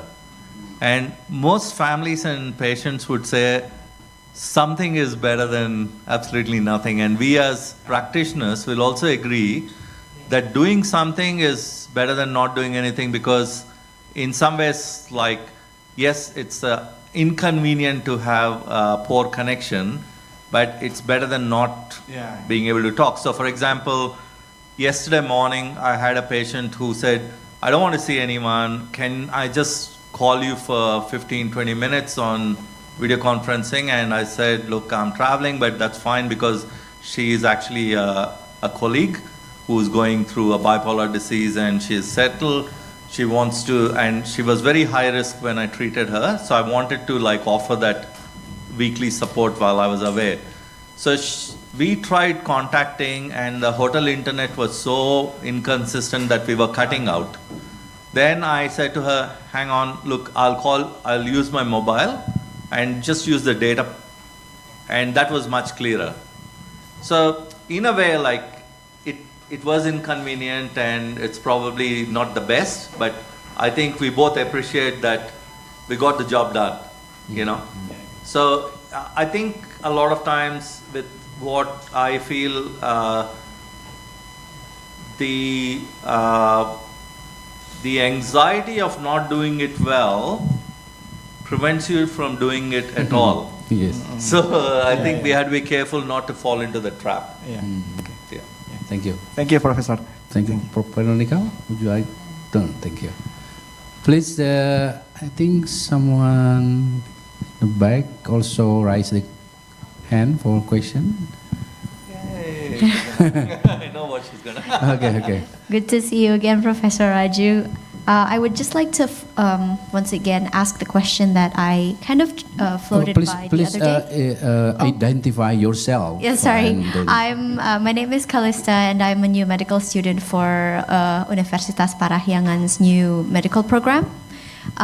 So yes, my question is, because I do have a bit of a background in nursing in Australia as well, we have quite a large emphasis on indigenous health and bridging the gap between Aboriginals and the current modern Australian healthcare system. So my question to that is, because Indonesia has a similar cultural landscape where we have such a diverse culture between islands and also between provinces even.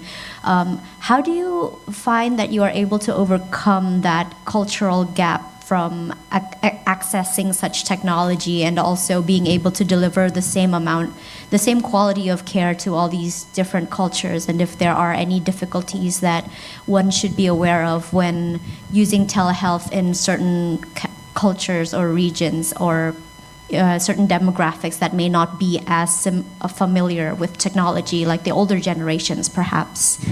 Thank you. Look, thanks for that question. And like, again, to some extent, I guess it's very similar to what I've just said about facilitated consultation. So that is the key word. So my experience in Australia is we did telehealth clinic with Rambalara Cooperative. Rambalara Cooperative is an Aboriginal cooperative. So all the Aboriginal patients would not like to go to the mainstream hospital because it's not culturally safe and culturally sensitive. And therefore we know there's a big gap in Australia between mainstream population and Aboriginal population. The Aboriginal population tends to live 10 years less than the mainstream population, have much more morbidity in terms of medical and chronic conditions compared to mainstream population. Similar, I would imagine similar issues between mainstream metropolitan Indonesians and tribal or indigenous populations. What we found was they were very what you call specific about whom they interact with, the community there. So if we had a doctor going in there once a week, it didn't work because doctors change over a period of time. So what we did was we actually had a couple of nurses who would go there 3 times a week and get to know the families, get to know them, and they became the main people who would facilitate the consultations. And often we had to change the way we provided service to them. So for example, when the psychiatrist logged in, they had 4 hours. With all the other clinics, we'll ask them to pre-book the patients so we knew whom we are seeing. But in this community, it would depend on the day who would want to see. They won't follow our timetable. So the person who used to work in the community, the nurse, would about like half an hour before say, we're going to start with this person because I have these 2 people in the clinic. While you're seeing them, I'll go round up the other 2 and come and I'll tell you who they are. So that flexibility is another big thing. So one is familiarity and cultural awareness and connection they have. So how using those people. Second is kind of also being flexible about who is coming at what time and our appointments, because you can't insist in that culture to say you have to be here at 9 o'clock. You know, for them, seeing you is not a priority. And we have to accept that. We can't feel like, oh, you know, they have to follow our law. And so it's really important to think through those kind of cultural aspects and not necessarily feel that, oh, you know, why are they not fitting our prototype, but actually see how things work for them and see if we can design a solution that meets their flow. Yeah. Thank you. Yeah. That's in my area. We always do the need assessment before we choose to or pick the topic of research. That's my comment. Since majority of us is Indonesian and maybe some majority of them also Sundanese, I would like also announce you are allowed to ask a question in Bahasa Indonesia and I can translate it, and even in Bahasa Sunda. Mangga, silakan. Since I'm the board expert of Majelis Masyarakat Sunda, so I was please in dalam bahasa Bu, Bapak Ibu silakan. Online question Pak Dicky, online from Zoom. Oh yeah. Okay, I will come to you later. There is a question from. Okay. In Zoom, please text another one. In Bahasa Indonesia is okay. Okay. It is in English. Oh, okay. English and Bahasa. So this question is from Dr. Hilda from Cilamaya Girang Puskesmas or Community Health Center. She said that telemedicine of the community health center in her village cannot be implemented because most of the people want to be examined directly by health workers. So she asked, how do our people want to get themselves checked using telemedicine? There is her question. Thank you. I think, like, again, I feel in medicine it's kind of like a combination of elements. there is the examination part of it, there is the history taking part of it, there's the investigations part of it, and then there is the higher level function of putting it all together, coming to a diagnosis and formulating a management plan that can be implemented in the local context.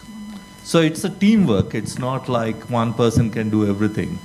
And I would imagine that we don't have to change what patients want and what the local people can do, but we can complement their work by a specialist input through telemedicine to support them. So they are guided if where they feel that something is more complex, so they're not missing out on things, and the management plan is appropriate. So for example... Excuse me, Raju, I think you have to face to that camera. Okay. So for example... This is online. Yeah, sorry. So, hello. So for example, like if someone's got, say, tachycardia, and the nurse picks up that the pulse rate is very high, then they may involve the local primary Puskesmas doctor to examine them, and they have some findings, but it may not be very straightforward. So they may ask for some troponin levels, ECG, and all that stuff. And it may not be very clear whether what's going on. Then they can have a telehealth consult with a cardiologist, maybe who's based in Bandung, send all that information that they have and discuss the case, and the specialist may go, can you do these couple of investigations, or can you check this and this, and then say this most likely looks like this, let's do this treatment. So here the telemedicine is coming in to support rather than to replace the existing input that they're already providing. So I actually think that would make both the doctors, Puskesmas, and other health workers feel a lot more confident that they have a backup, rather than like just feeling like, oh, what should we do next, and just doing something and feeling unsupported. So that would be my response. I think if you start looking at more and more literature on chronic medical issues, the number one thing that helps people to recover is self-management of their illness. So it's not just the medications, not the nurses or the doctors. It's about one's own ability to manage certain ups and downs of the illness. So in some ways, we are very replaceable if we give the right information to the patients after a while. And therefore, if you think about the new way of looking at patient journey, a lot of people talk about we are aiming towards recovery. And the role of specialists and doctors is a tiny bit in that recovery journey. We are not taking over patients' life or their care forever. Yeah.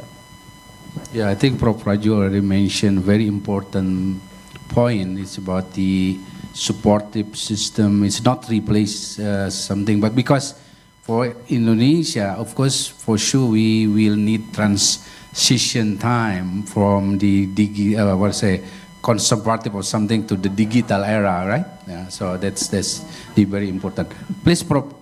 Veronica. I'm not a medical person, so I don't know whether my opinion could be implemented.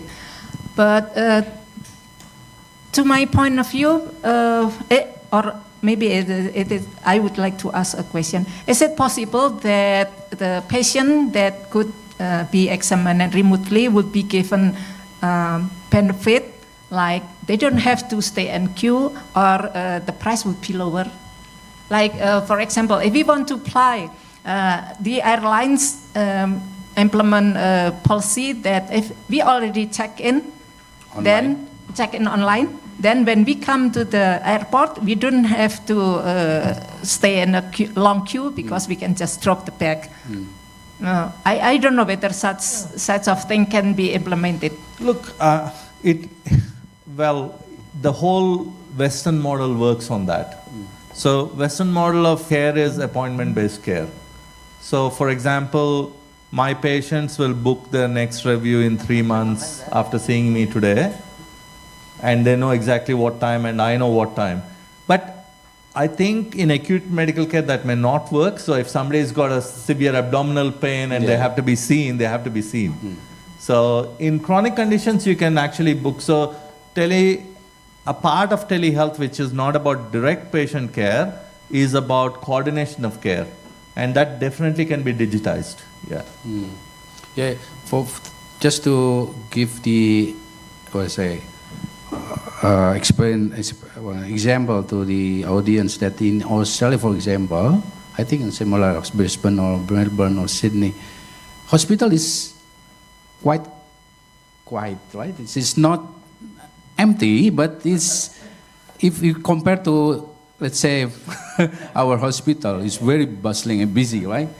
So it is because the screening system, the tele also, for example, my own experience when I had the, let's say, fever or something, so the clinician in campus will ask me to make appointment, telemedicine.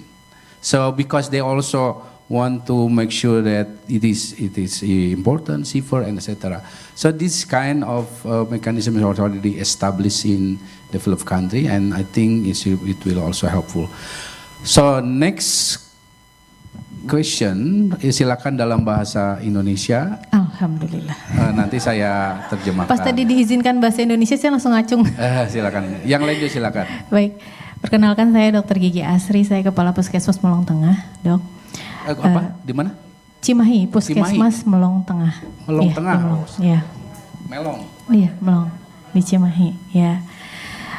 Saya izin bertanya kepada Profesor Veronica. Jadi saat ada Profesor IT datang ke sini, saya, alhamdulillahnya luar biasa karena kami sedang menghadapi satu masalah yang krusial sekali terkait digitalisasi transformasi layanan kesehatan. Please stop on this. Okay. She's from Puskesmas or Community Health Center in Melong Asi. Melong. Melong is one of the name of in the region, and her Puskesmas or her clinic facing the digital transformation. And I think all the Puskesmas in Indonesia, all the clinic, community health center facing this similar problem. And the problem is what? The problem is, jadi pada saat pemerintah meminta untuk transformasi layanan kesehatan, kami merasa belum difasilitasi terkait literasi atau bukan justru aplikasinya yang proper dan bisa mengintegrasi semuanya. Kalau saya boleh menghitung seluruh aplikasi yang harus kami input per bulannya kurang lebih 50 lebih aplikasi, setiap program beda-beda. Ada Picare, Cisco Healthcare, eCohort, EPPGBM, dan lain sebagainya, many more. Dan kurang lebih sasarannya bisa ribuan, kayak EPPGBM gitu ya, itu kan kita harus menginput status data gizi balita per bulan. Di puskesmas aja udah 1.600, di yang lainnya itu, dan itu setiap bulan. Jadi mungkin itu salah satu yang membuat kami semakin sibuk, Prof.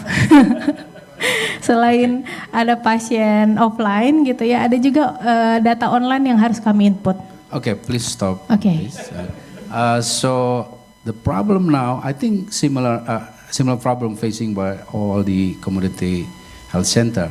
It is because there's a mandatory from the government about digital transformation, but in another side, there's a problem with the burden, I think, too many burden, because how many reports form that you have to report, like 50, more than 50, but each of form maybe contain like several question, and also should coverage thousand of patient, and also target of the local community. So the problem is about how about the infrastructure? I mean, the system is already established or not yet?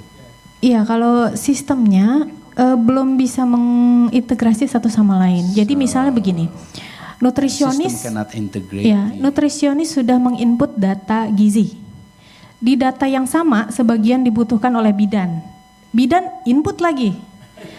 Dokter butuh data yang hampir sama di penyakit tidak menular. So multiplication. Balita, gitu. data, Iya, oke. multiplication. Jadi pada saat tadi Profesor Veronica ada pilot project terkait integrated system, data yang bisa menggabungkan di satu cloud, wah itu Bu, saya mah sangat mengharapkan.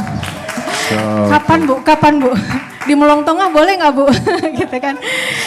Supaya secara prinsip aplikasi ini tuh harus memudahkan kami, bukan malah bikin kami tambah repot. Satu itu. Yes. Yang kedua, terkait data. This is also related to Professor Raju mentioned before, statement before, that the system or the telehealth system should be support, not give more burden to the local staff. Okay, please. Nah, yang kedua terkait kepemilikan data yang sudah kami input. The ownership. Ya, kadang data yang sudah kami input pun hasil capaiannya tidak real time. Apa yang 3.000 data yang saya input hari ini, mungkin data capaiannya baru bisa dilihat beberapa minggu ke depan. Jadi report di Kementerian Kesehatannya mungkin capaian saya masih belum bagus hari ini, begitu itu ya, belum bisa real time.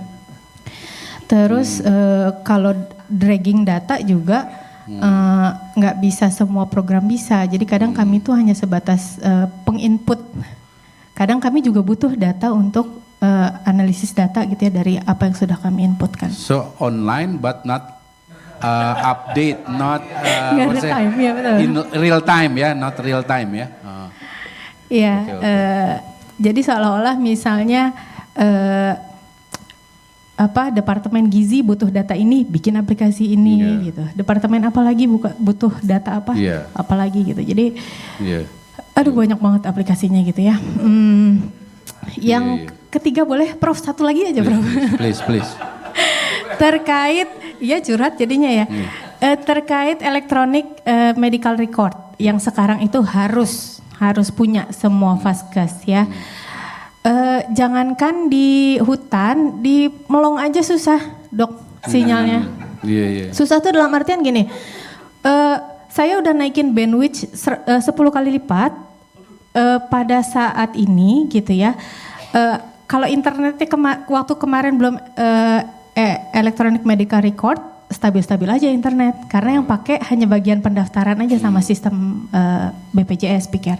Tapi begitu sekarang semua poli pakai medical record dan dipakai di waktu bersamaan langsung down. Walaupun saya udah naikin bandwidth. Itu boleh tahu pakai apa?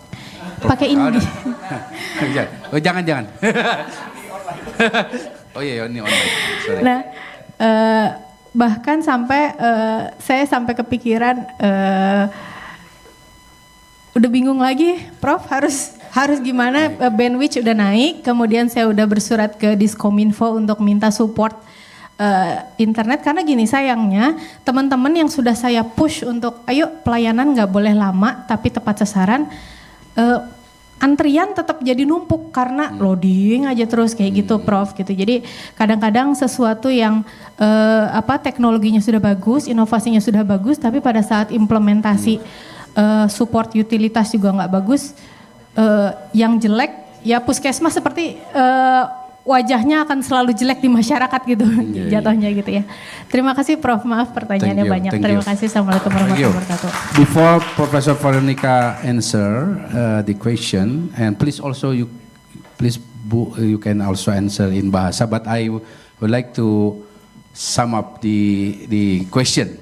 At least I identified 3 main questions. First is about that's the current policy or regulation that from the government. That's from central government, MOH, for the digital transformation.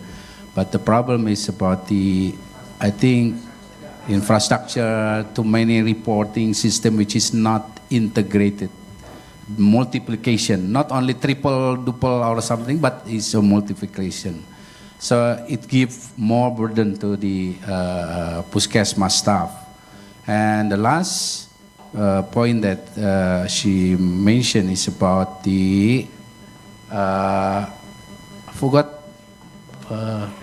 bandwidth, the connectivity. So the connectivity, so the infrastructure there also a problem, for connectivity. So and also the report that already they sent to the system is even though the system is online but not real time, so it still take time for the central government to publish or release the report that already sent. So it's like gap, like maybe 2 weeks or 4 weeks, yeah, after they send the report. Now I would like to ask Prof. Veronica to respond to the question first. Okay. Silakan dalam bahasa Indonesia juga atau campur boleh. Bahasa Sunda, Indonesia juga. Berdasarkan yang saya pahami dengan bekerja sama dan Cimbuluit, Puskesmas Cimbuluit, semua aplikasi, semua kebutuhan ini kan drop-dropan dari pemerintah. Ya. Menurut saya kalau untuk membereskan 50 aplikasi yang berdiri sendiri tersebut itu dibutuhkan langkah mulai dari awal untuk melakukan analisis kebutuhan gitu. Sebenarnya aplikasi sistem terintegrasi bagaimana yang cocok untuk puskesmas ya, dengan mengidentifikasi tadi berbagai kebutuhan, kemudian yang sejauh ini aplikasi yang sudah tersedia apa saja, terus datanya yang harus di-capture, yang harus dilaporkan apa saja gitu. Ya. Jadi memang I think it's just not at the puskesmas level, but yes, at the top level. Yeah. This must be designed properly for puskesmas. Yeah. We cannot just handle just one puskesmas, but start from. Yeah, we have to do advocacy, but at least this is a good opportunity and good seminar because we can get the feedback, input directly from the field, and I mean from the people who work on the field, or the user, and that's why I think Prof. Raju can also share what the Australia experience before. Look, this is not unique to Indonesia. I think a lot of government agencies don't think of reality because the person who is actually making a decision is looking at it from the problem from their side. So they may sort of, to make their life easier, want 10 different reports, but they don't realize that people who are producing reports, it then means that they have less time with the patient and they're spending more time writing reports. You know, like it's counterproductive. So one of the, like, I would say more recent wave is that you don't design anything without having users and consumers involved. Yes. Because, like, say for example, if I were doing sort of, yesterday we were discussing well-being, and if we were discussing well-being and planning well-being without having people who are going to experience well-being, like students and the other staff members involved, we may think drinking iced tea is the best thing for well-being, but that may not be true. You know, so it's a bit like that. And second is, I think it also sort of indicates failure at leadership, because the leadership should be able to actually tell the politicians that you're on the wrong path. And what we have noticed is that if the leaders who are advising the politicians are not doctors, then it's problematic because those people don't know anything about clinical care. You know, so you really need health professionals in leadership positions to advise politicians, like yourself. No. I think Prof. Veronica and this is Prof. Ramdan, UNPAR has a very future important role to address this problem, and this is also can become our base how to start from small, local, and not directly combine 50 that one, maybe come to choose one or two, and that become one of the pilot project. Thank you. Please. Mungkin, Oh ya, silakan. Secara teknologi, based on technology, it is possible, but the first that we need is policy. Kemudian ditindaklanjuti dengan requirement, analisis kebutuhan yang detail, membangun sistem untuk mempermudah pembuatan laporan, juga dimungkinkan membuat sistem business intelligence, dan itu teknologinya dimungkinkan. Kemudian untuk akses yang cepat tadi ya menggunakan provider cloud computing yang handal ya. Tapi mungkin ini policy lagi dari atas. Kalau atasnya menggunakan server yang memang tidak boleh dari luar seperti misalnya Amazon atau harus dari pemerintah, dan pemerintah adanya itu ya masalah. Mungkin itu. Oke, thank you, Prof. Thank you. Please silakan in front. Are you sure? Ladies first. Yeah. Please. Okay, thank you very much, sir. You are very kind. Okay. Good afternoon, and thank you for the opportunity. May I introduce myself? My name is Agustin Francisca. Actually, today we are representing from the Indonesian Bar Associated or Asosiasi Advokat Indonesia Bandung. So we truly thank you that invited to this very special forum today, and I hope I could representing the kader as well. Where Ibu from Puskesmas? Oh, okay. So actually, I'm one of the kader at my area. So besides as an advocate, I also kader at my area.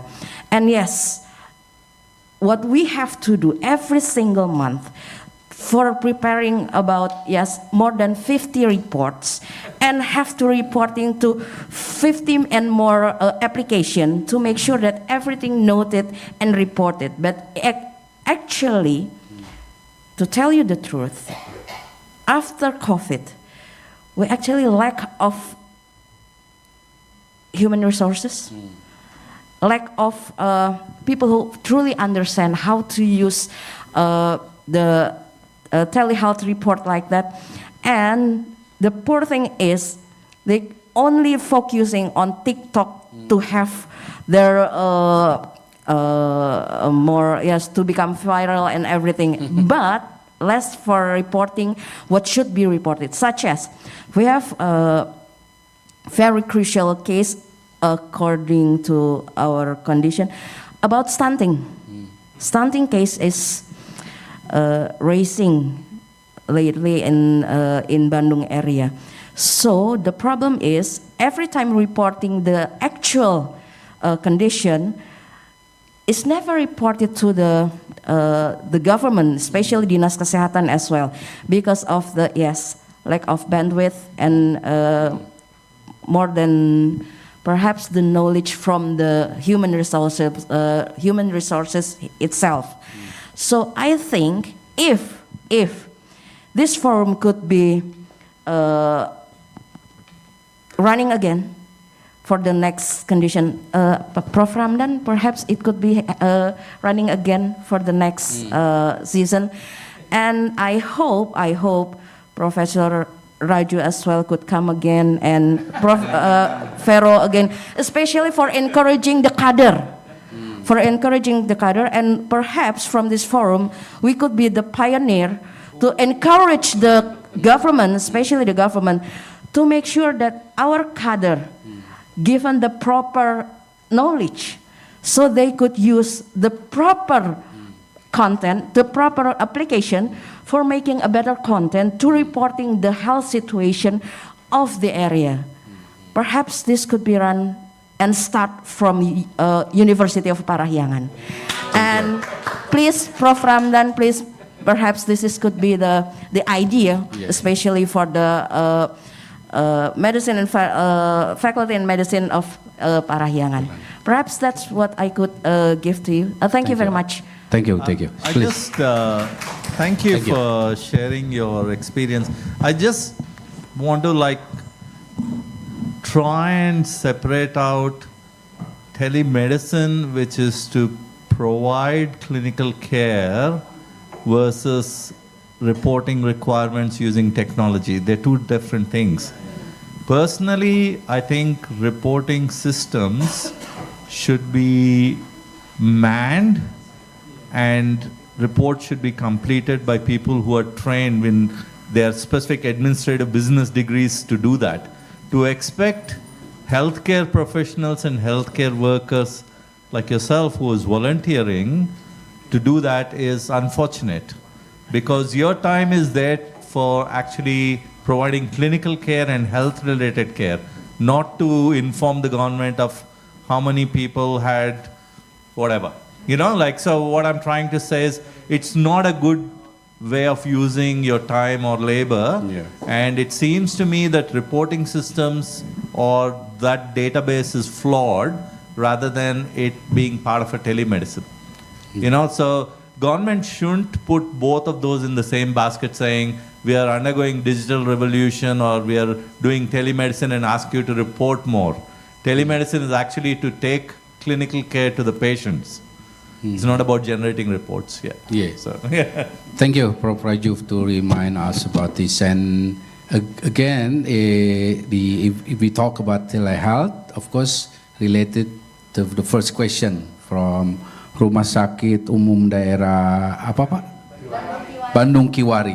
Yeah, and that's the example of the telehealth. And regarding to the latest question regarding the report form application, of course, it seems relate to what Professor Veronica pilot project presentation, and I agree with you.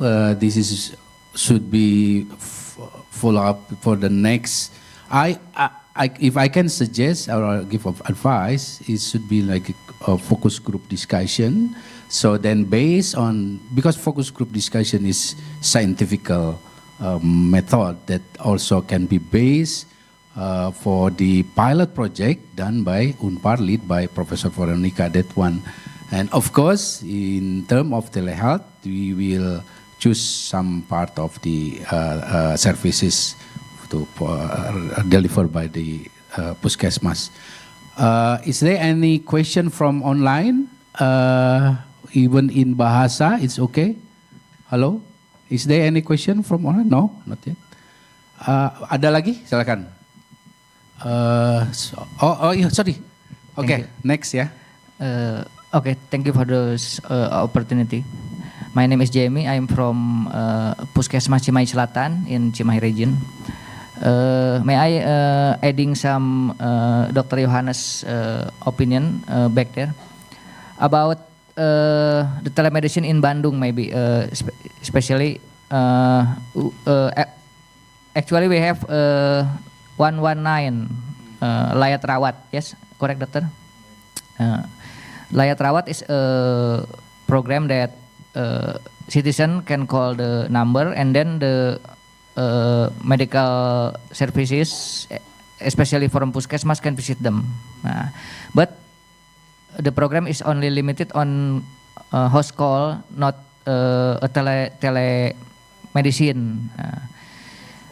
Only voice call. Based on voice call and not an face-to-face telemedicine. Maybe in the next year we can develop telemedicine in Bandung from based from the Layat Rawat 119. Secondly, maybe I can give my opinion about the question from Miss, I forget, Kalista, about bridging the gap on the common Australian people and the Aboriginal people, correct? Yeah. In Indonesia, we also have a close tribe, maybe in Asmat or in Baduy Luar, that hardly accept visitors from outside their community. Okay? To help the bridging the gap about the medical service, maybe we can recruit we can recruit a cadre maybe from their community, the best from their community, and we train them. So we can easily access to the community. Maybe that's in my opinion. Thank you. Thank you. Thank you. Please, any... Okay. He's gone to toilet.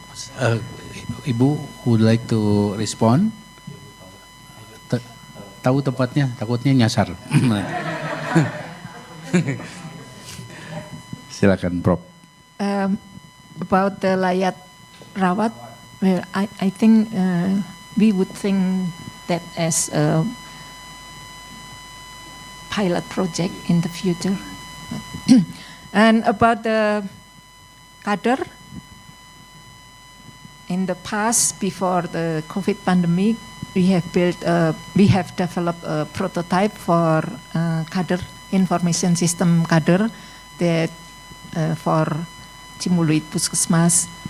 At that time, we built a module, mobile module, and module for Puskesmas, BPS, that the cadre can use the application to go to society, and they just like catch picture and input the report, and automatically the report would be sent to the server in Puskesmas.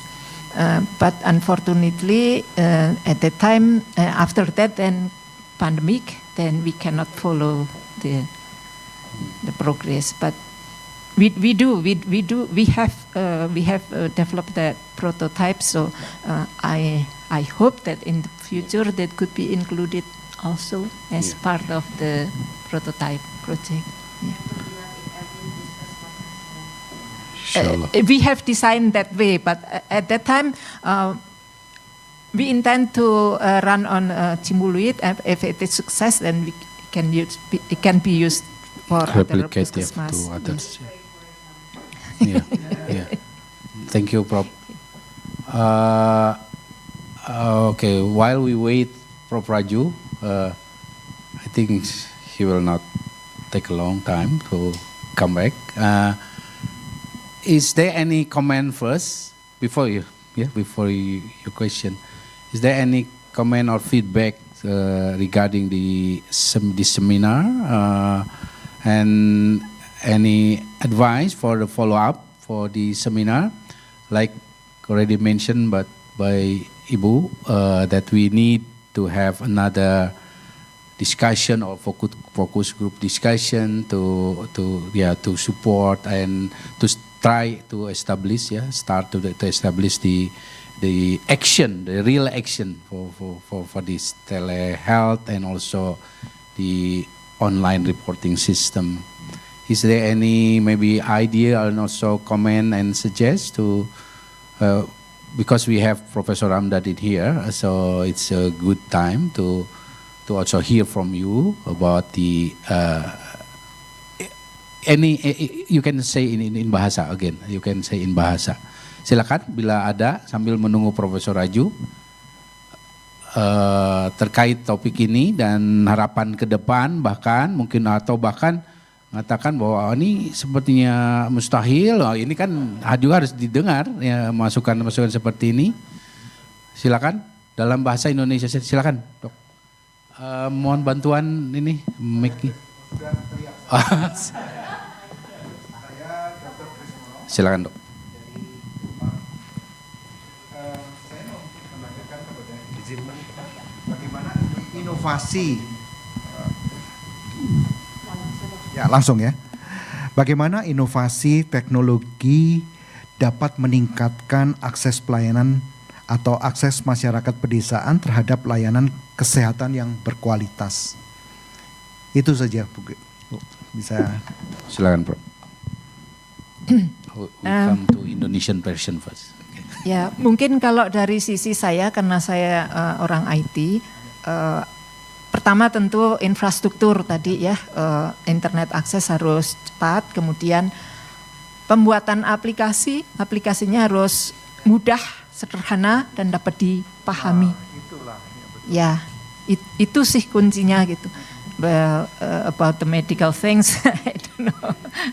I would ask you, tapi dari sisi aplikasinya seperti itu. Jadi harus benar-benar diperhatikan.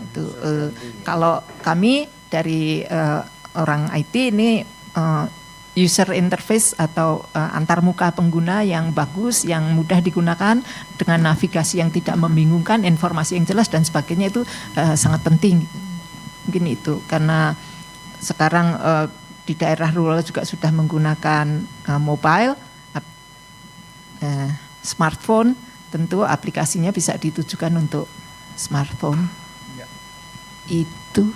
Terima kasih. Tambahan lagi Pak. Silakan. Mungkin bagaimana teknologi dapat digunakan untuk meningkatkan kesadaran masyarakat pedesaan tentang kesehatan dan penjagaan penyakit, Bu?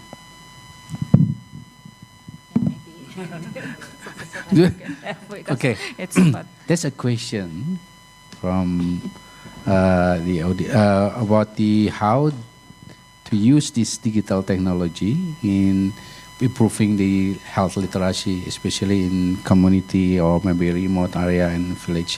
Do you have any experience on this? To use this, to improve the digital, health literacy using this maybe telehealth or maybe digital technology? So I'm not sure whether you actually saw some of the documentaries on Apple products. So one of the ways in which they thought they'll design an iPad was give the iPad to someone who was totally uneducated in an African country, a kid, and they just give the iPad and told them play with it.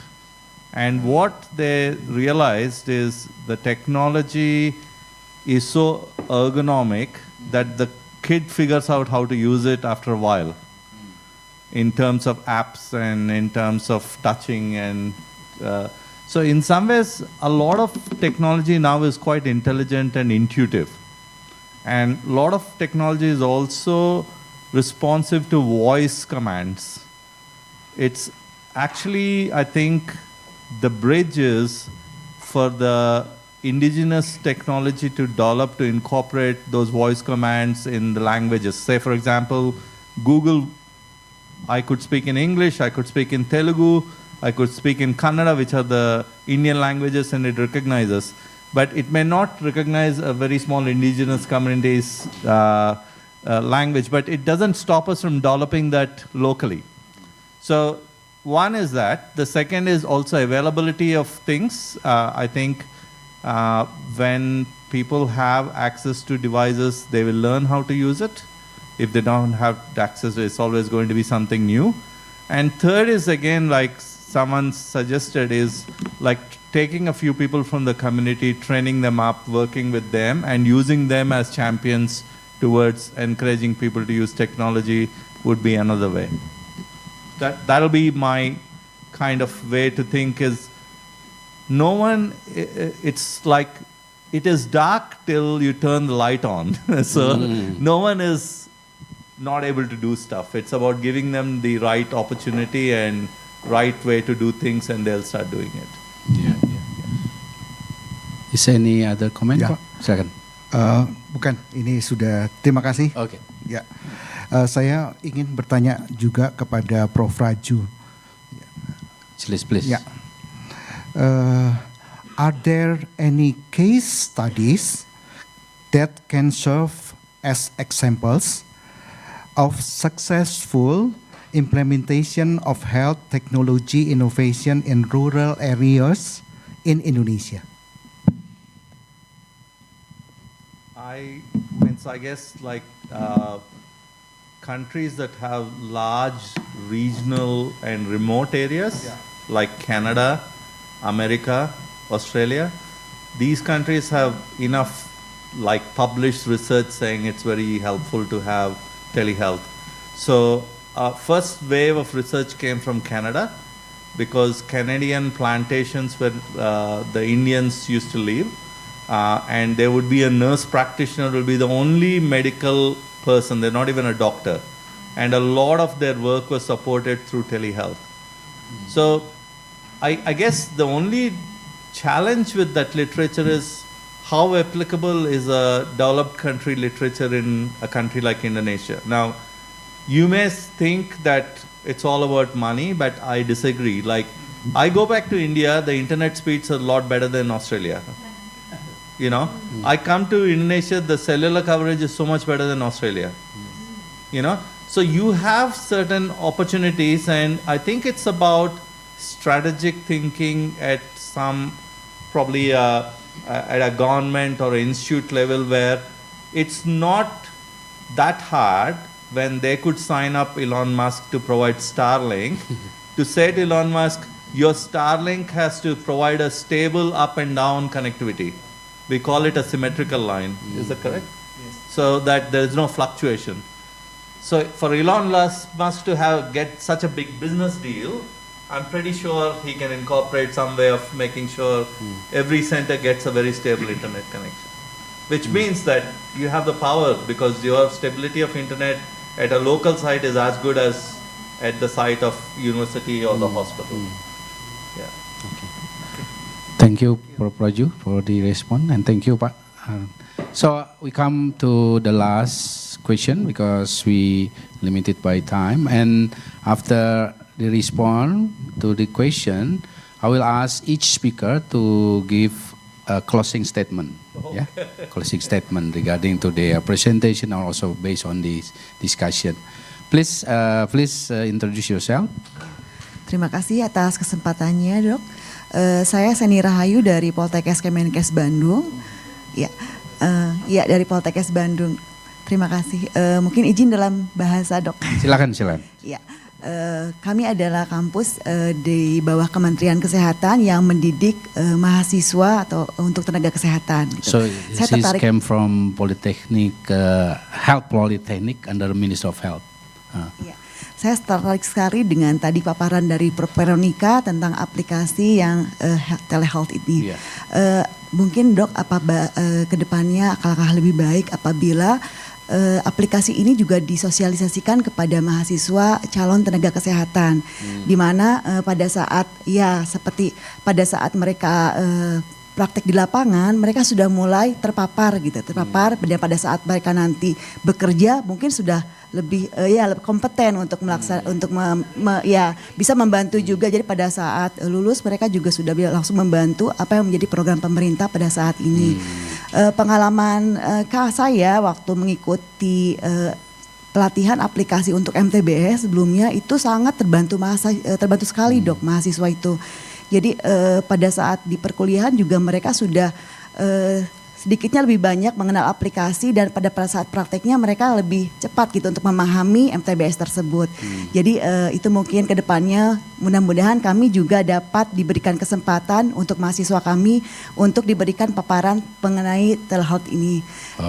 Kemudian yang keduanya mungkin oleh saya buat pula, mungkin saya boleh diberikan link supaya bisa melihat bentuk atau penampakannya bagaimana proyek dari Prof. Veronica ini untuk saya laporkan kepada direktur saya. Terima kasih. Thank you. So I can sum up the question. Actually, that's some expectation and also hope that their student can also get introduced to this telehealth and also digital literacy, especially regarding to online reporting system, the one that Professor Veronica start to pilot project, that one. And also please from you, Prof. Raju, also share how you can also, you was also introduce this telehealth and also telemedicine into the student or medical student or others health student in Australia. But first I will come to Prof. Veronica. Silakan dalam bahasa Indonesia juga, silakan. Ya, tentu nanti jika kami sudah membangun aplikasi atau platform untuk pilot project, itu merupakan masukan yang baik bahwa kita sosialisasikan ke sekolah-sekolah medis. Untuk aplikasi MTBS ya kami sudah mengembangkan, tapi ya waktu COVID itu semuanya shutdown gitu, terus seperti nggak berkelanjutan.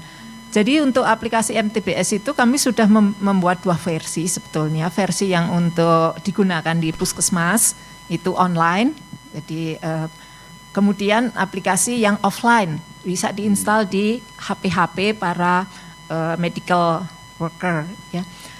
Aplikasi yang kami kembangkan itu secara otomatis atau mendigitalisasi prosedur-prosedur yang sangat banyak di buku MTBS itu, sehingga dengan aplikasi ini hanya perlu si petugas atau medical worker ini hanya perlu memasukkan kondisi hasil pemeriksaannya bagaimana, pertanyaannya ya tidak, atau ada pilihan-pilihan seperti itu kan, nanti itu jadi seperti pohon gitu, mula-mula ditanya apa, lalu tanya apa, lalu tanya apa, dan terakhirnya nanti ada saran gitu ya, atau apakah harus dirujuk atau harus atau diberi medisin seperti itu. Jadi sebenarnya sangat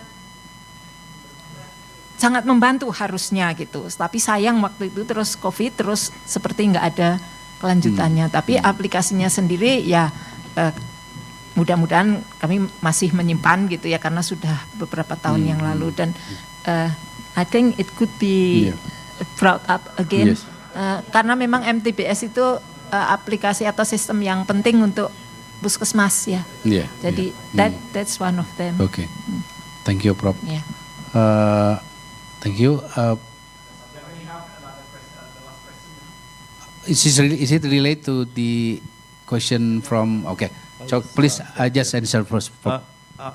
Just before I answer your question, I think a lot of our discussion, I also noted that we talk about things should happen at a more government and top level for us to do.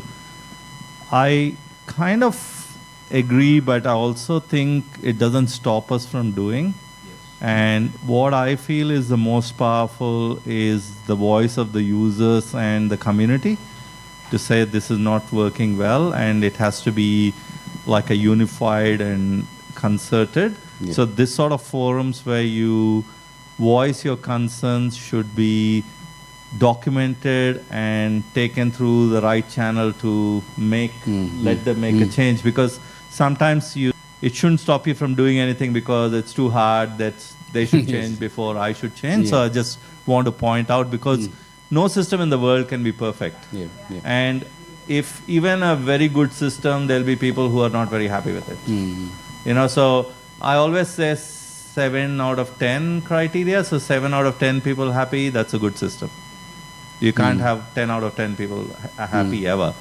So coming to the training part of it, I kind of think telehealth lends itself really well to training. So teaching, training by actually showing some skills over telehealth where the students are remote is very easy. We in regional hospitals, we have a training hub where lecturers, demonstrators would do things, and students could be anywhere, but they'll link. The second model that I use is during a clinical placement, the person sits with me and we do telehealth together, obviously with the consent of the patient.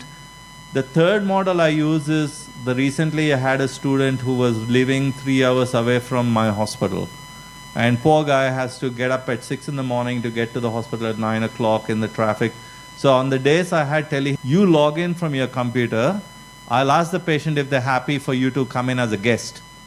So they would just come in on the screen as a small thing, introduce themselves, and then turn the camera and mic off and observe the whole interaction.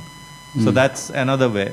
And the last way is like when the patient is not there, students are present in the multidisciplinary meeting, and that's very useful way to learn. So there are multiple applications for training and familiarization and improvement. Once you have the facility, I think you can then start thinking about adding students and trainees in. I think it is also related to the current government policy for the healthcare workers, professional, that they have to have this continuous the training, accreditation, certification. This is also can be done by telehealth. Yeah. Okay. Before I ask each speaker to give closing statement, this is very final question. Please, Pak.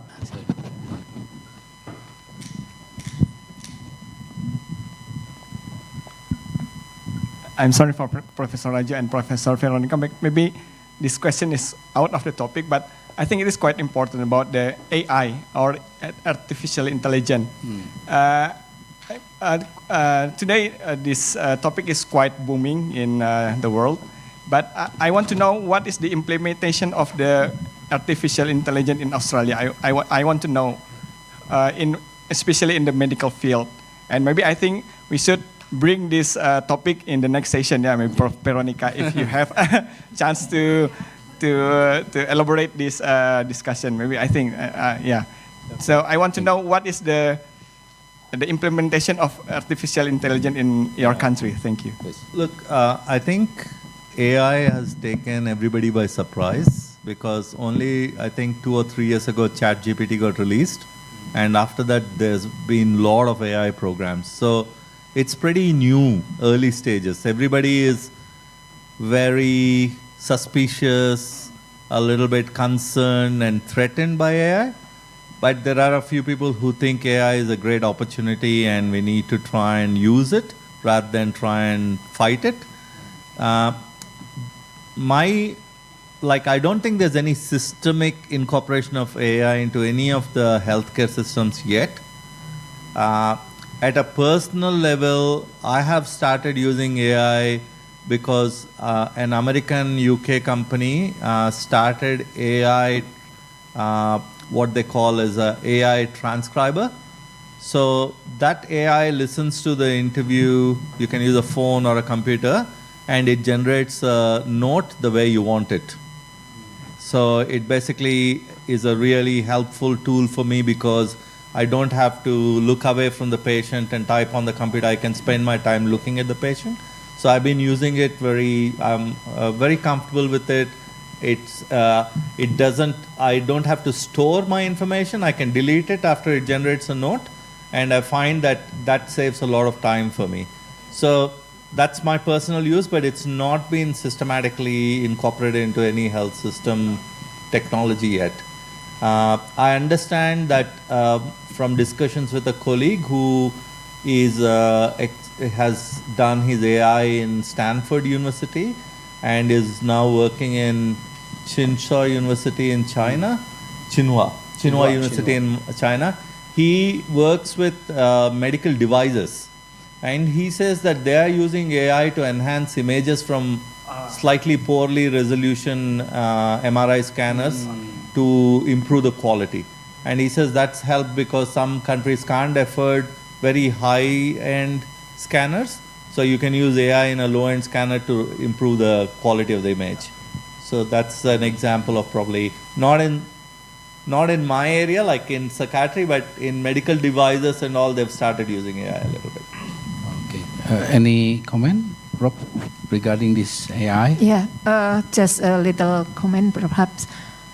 Well, to my understanding, based on literature studies, machine learning algorithms, which are part of AI, have been widely used in medical health, especially in predicting or diagnosing diseases. Is that correct? Yeah. So based on like image or symptoms, a doctor can use the application to help them diagnosis about the disease. That's what I know. So it has been widely used. Prof, to my understand. Means I guess like I agree that's actually but I'm sort of thinking the new AI that has come from ChatGPT is an AI that not just analyzes using algorithm but also learns.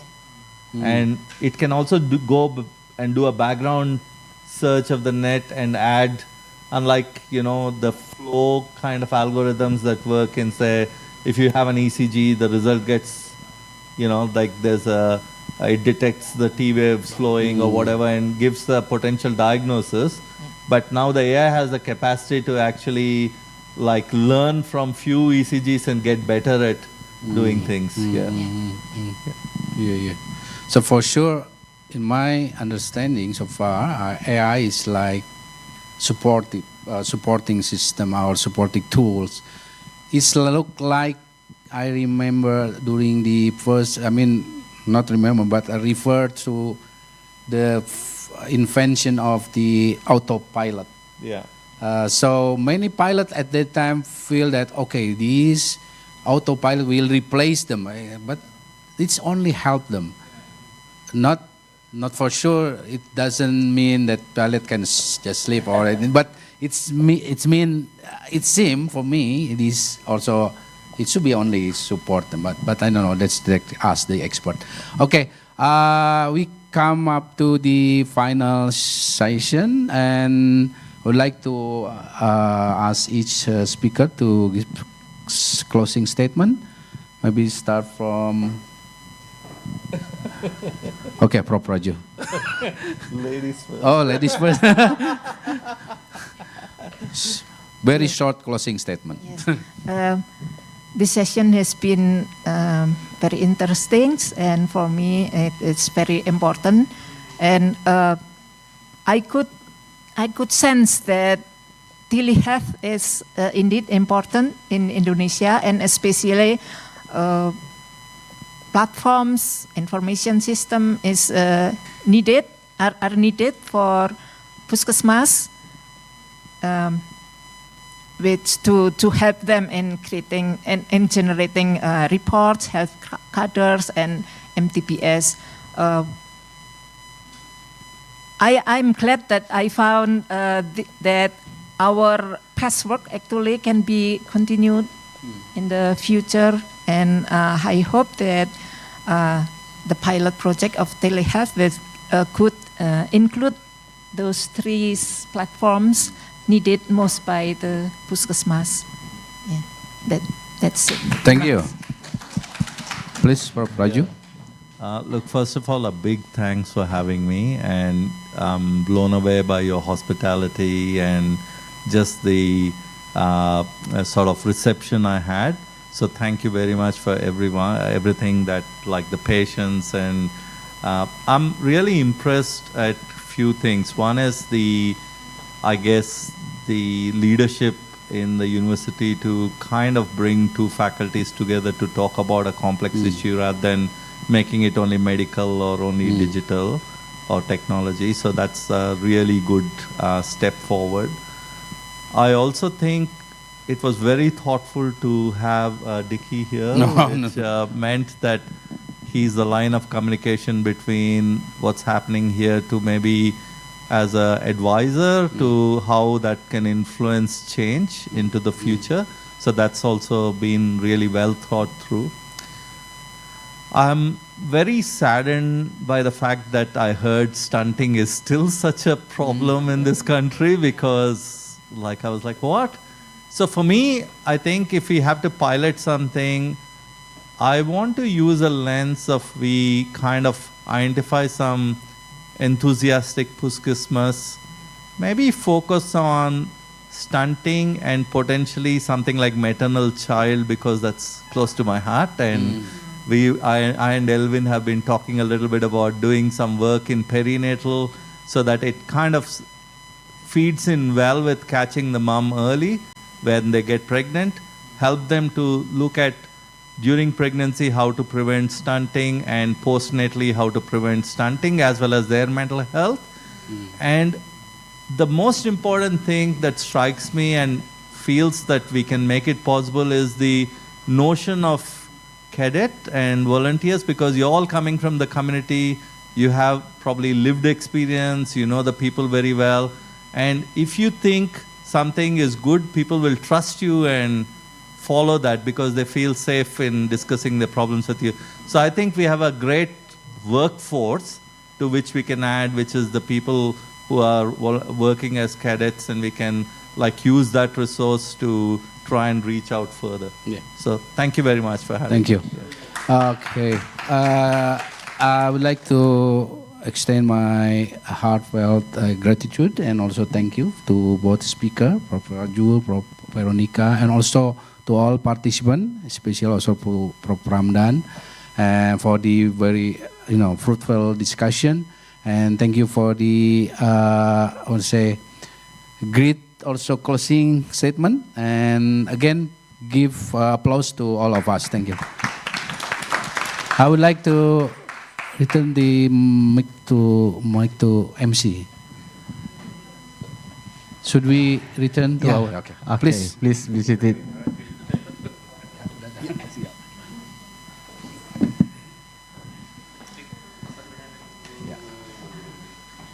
Hatur nuhun, Dr. Dicky. Thank you very much for the speakers today, Prof. Veronica and Prof. Raju. All right, ladies and gentlemen, to express or to appreciate the speakers and also the moderators, we would like to invite the Dean of Faculty of Medicine, Parahyangan Catholic University, to give the certificate of appreciation to the speakers first. We would like to invite Prof. Raju and Prof. Veronica.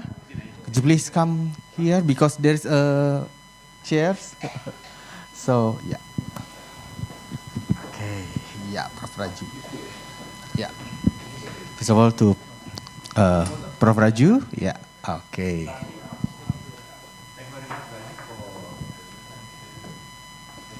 Okay. Give applause, please. Yeah. Okay. We invite Prof. Veronica.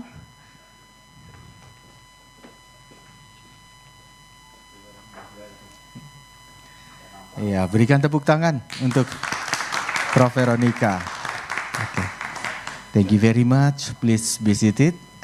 And we would like to invite the moderator, Mr. Dicky Budiman. Okay, yeah. Baik, terima kasih. Boleh kembali ke tempat, Prof.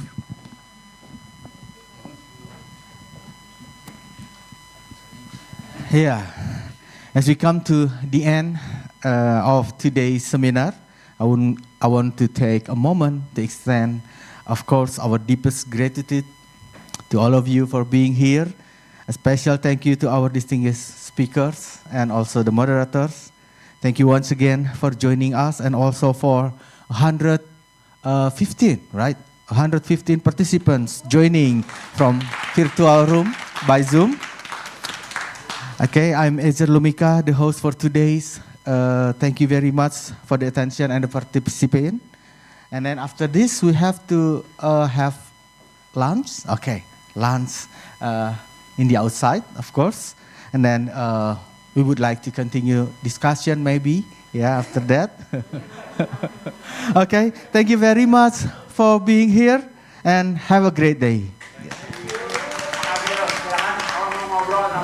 Sambil makan silakan, bebas.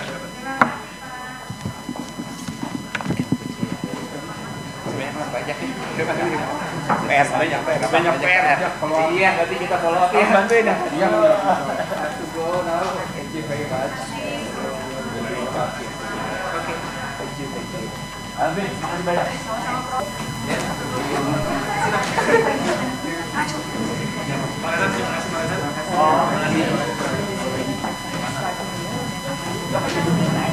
Siapa aja? Kalau mau foto-fotoan silakan.